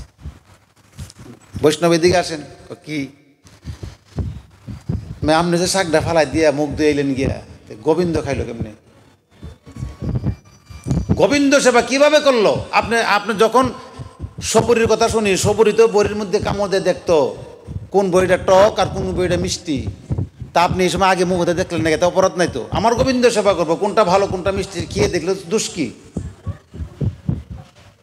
কিন্তু আপনি তো এটা করলেন না করে এটা গোবিন্দকে আপনি এই চুলকানি খাওয়াইলেন, খাওয়াই এখন আপনি ফারাই দিলেন। আমরা তো খাইছি, আমরা তো ধরে নাই। কি কন আপনারা ধরছেন? আমি না, পরে আমি গেলাম আপনি মনে মিথ্যা কথা কন বেশি, এই জন্য আপনারা ধরছেন। আমরা মিথ্যা কথা কই না, এই জন্য আমরা ধরছে না। আসলে লেবু দেখাইছি, এটা কইছি নাকি? কিন্তু না, মিথ্যা কথা কইছি, কৌশল। এখন কথা হচ্ছে মিথ্যা কথা বললাম যে লেবু দেখাইছি না, তখন মিথ্যা হইতো। লেবু দেখাইছি কথা কই নাই। এখন কথা হচ্ছে যে আমাদেরকে গোবিন্দের সেবায় যখন প্রসাদ দেব, আমি যা সেবা করতে পারি তাই গোবিন্দের সেবা দেব, আমি যা সেবা করতে পারবো না আমি তা দেব। আমাকে তো প্রসাদ পেতে হবে, তো প্রসাদ যেহেতু পেতে হবে, তাহলে আমি যা সেবা করতে পারবো আমি তাই দেব, অন্য কিছু দেব না। কথা কি আপনারা বুঝতে পারছেন নি সবাই? এইটা করেন, এইভাবে প্রসাদ নেবেন, প্রসাদ ফালবেন না। আর আমরা তো এখন ভট্ট রঘুনাথ তো এই আঙ্গুল দিয়ে প্রসাদ নিয়ে সন্তুষ্ট হয়েছিল। আমরা তো একখানা খিচুড়ির ব্যবস্থা হলে ঘরে রান্নাই করি না, কাজকে 3 অক্তই এনে চলবো নাকি? এই হলে আমরা প্রসাদ। আর আমাদের ভট্ট রঘুনাথের প্রসাদ হচ্ছে আঙ্গুল দিয়ে, আমরা হচ্ছে হাত দিয়ে, নাকি? এই হচ্ছে আমাদের অবস্থা। এই জন্যই প্রসাদের গুণ আমরা পাই না। তোমার যে কি এমনি খা, আচ্ছা, এভাবে হবে না, আমাদেরকে প্রসাদই পেতে হবে। এখন আমরা পাঠকে বিশ্রাম দেই, এখন বুগারতি আছে। আপনাদের সকলেরই আশীর্বাদ আছে, বুঝছেন? একটু কথা বলি বুকটা আসার আগে, হ্যাঁ বসেন, দক্ষিণে এই কথাটা বলি, হ্যাঁ। এই 2টা কাজ পরে করবেন। পাঠ শোনার শেষে বুক প্রসাদ নেওয়ার পরে প্রণামী দিবেন। আর যখন গীতা দান করবেন তখন কীর্তন্য দলের দান করেন না। আপনার বাড়ির যে ছেলেটা পাঠ করতে পারে তারে দান করবেন, আমার না। কিন্তু আবার যে ছেলেটা পাঠ করতে পারে তারে দান করবেন, তারে উৎসাহ দিবেন তুমি পাঠ করার জন্যে। আপনারা করেন কি, গিয়া উৎসবে গিয়া কীর্তন্য দলে দেন নাকি? কীর্তন্য দলে দেওয়ার সঙ্গে সঙ্গে বাড়ি নিয়ে এটা ফার্স্ট টেবিল চালা, কোনো কাজ আয় না। এতে আপনার বাড়ির ছেলেটারে দিবেন, কীর্তন উৎসব পরিক্রমা করবেন, সমস্যা নেই। পরিক্রমা কইরা এই সাইডে বাড়ির ছেলে বসা থাকে না, এদেরকে দিবেন নি আপনারা? হ্যাঁ, এদেরকে দিবেন যাতে এরা পাঠ করতে পারে, কিন্তু এই কীর্তন্য দলে দিবেন না। আর প্রণামী দিবেন কোন সময়? পাঠ শোনার শেষে। যে কথাটা বলছিলাম, আপনাদের আশীর্বাদ আছে, বুঝছেন? গত রবিবারের আগের রবিবার থেকে এই প্রত্যেক দিন অনুষ্ঠান করতেছি, বুঝছেন? যাওয়ার রাস্তা 5 ঘন্টা, যাওয়ার রাস্তা 6 ঘন্টা, বুঝছেন? অনুষ্ঠান করতে করতে কালকে আসছি বড়াইল, একেবারে কাছে আমাদের নবীনগর থানা বড়াইলে অনুষ্ঠান করে সন্ধ্যায় আসছি। শরীর এমন অসুস্থ হয়ে গেছে, এমন অসুস্থ যে রাত্রে 11টা পর্যন্ত আমার অবস্থা খুব খারাপ ছিল। 11টার পরে ঘুমিয়ে গেলাম, কিন্তু আমার বুকে বলছিল যে আমি এখানে আসবো। হ্যাঁ, আপনাদের আশীর্বাদ আছে, এখানে আসছি। তা আমার কথাবার্তার মধ্যে, আলোচনার মধ্যে যদি কোনো ভুল ত্রুটি হয় আপনারা নিজ গুণে ক্ষমা করবেন। হ্যাঁ না গো মা, আমার আলোচনার মধ্যে যদি কোনো ভুল ত্রুটি হয় আপনাদের নিজ গুণে ক্ষমা করবেন। হ্যাঁ, নিজ গুণে ক্ষমা করবেন, আশীর্বাদ করবেন আমি এই পথে যেন আমার মৃত্যুর আগের দিন পর্যন্ত লেগে থাকতে পারি। মৃত্যুর আগে ক্ষণ পর্যন্ত যেন আমি আমার ঠাকুরের নাম না বলি, মৃত্যুর ক্ষণকাল আগে যেন আমি অজ্ঞান হয়ে না পড়ে থাকি, আমি যেন জ্ঞানের সহিত তার নাম করতে করতে যেন আমি তার কাছে যেতে পারি। আপনাদের সকলের কাছে এই আশীর্বাদ প্রার্থনা করি। আপনাদেরকে নিমন্ত্রণ জানাই আমার আশুগঞ্জ অযাচক আশ্রম। আপনারা বলতে পারেন আমার বললেন কেন? আমার জীবন যৌবন সব কিছু আমি আশ্রমের তলে আমি ক্ষয় করেছি। অতএব আমি গর্ব করে বলি আমার গুরুদেব আমার আশ্রম, অহংকার নিয়ে না, আমি গর্ব করে বলি আমার গুরুদেব আমার আশ্রম। অতএব আমাদের আশ্রমে আপনারা আপনাদের চরণধুলি দিবেন এই প্রার্থনা করি। আপনাদের আশীর্বাদ যদি থাকে, আরেকটা আশ্রমের জন্যে অষ্টগ্রাম থানা, সেই এটাকে বলে সাপান্ত কলমা ইউনিয়ন, ওখানে 120 শতক জায়গায় নিয়েছি। আমার আশ্রম করার পরিকল্পনা ছিল ছোটোকালেই, যখন আমি 5-এ 6-এ পড়ি তখনই আমার আশ্রম করার ইচ্ছা ছিল। কিন্তু এখানে 39 শত জায়গার উপরে আশ্রমটা হয়েছে, আমার পুষে নাই। এখন আশ্রমটা করার পরে আমার পুষে নাই, যার দরুন 120 শতক একটা জায়গায় নিয়েছি, পুকুর খনন করা হয়েছে, বাড়ি বানানো হয়েছে। আশ্রমের কাজ আগামী পৌষ মাঘ মাসে ধরব। আপনারা আশীর্বাদ করবেন আমার সেই শুভ ইচ্ছা যেন আমার গুরুদেব আমাকে পূর্ণ করে। আমিও আপনাদেরকে প্রাণ ভরে আমার যেটুকু সাধন বল বা যেটুকু তপস্যার বল আছে সেইটুকু দিয়ে আপনাদেরকে আশীর্বাদ করি।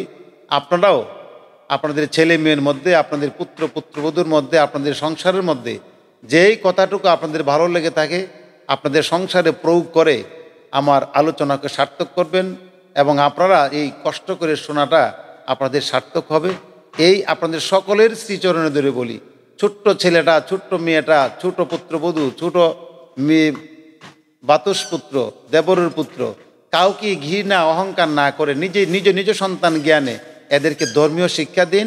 আপনার সংসার বা মঙ্গল হবে, ভালো হবে। এখন আপনার সংসার যদি মঙ্গল হয়, আপনার পাশের সংসারটা যদি মঙ্গল না থাকে, এগুলি দেখে দেখি সে এগুলি আবার শিখবে।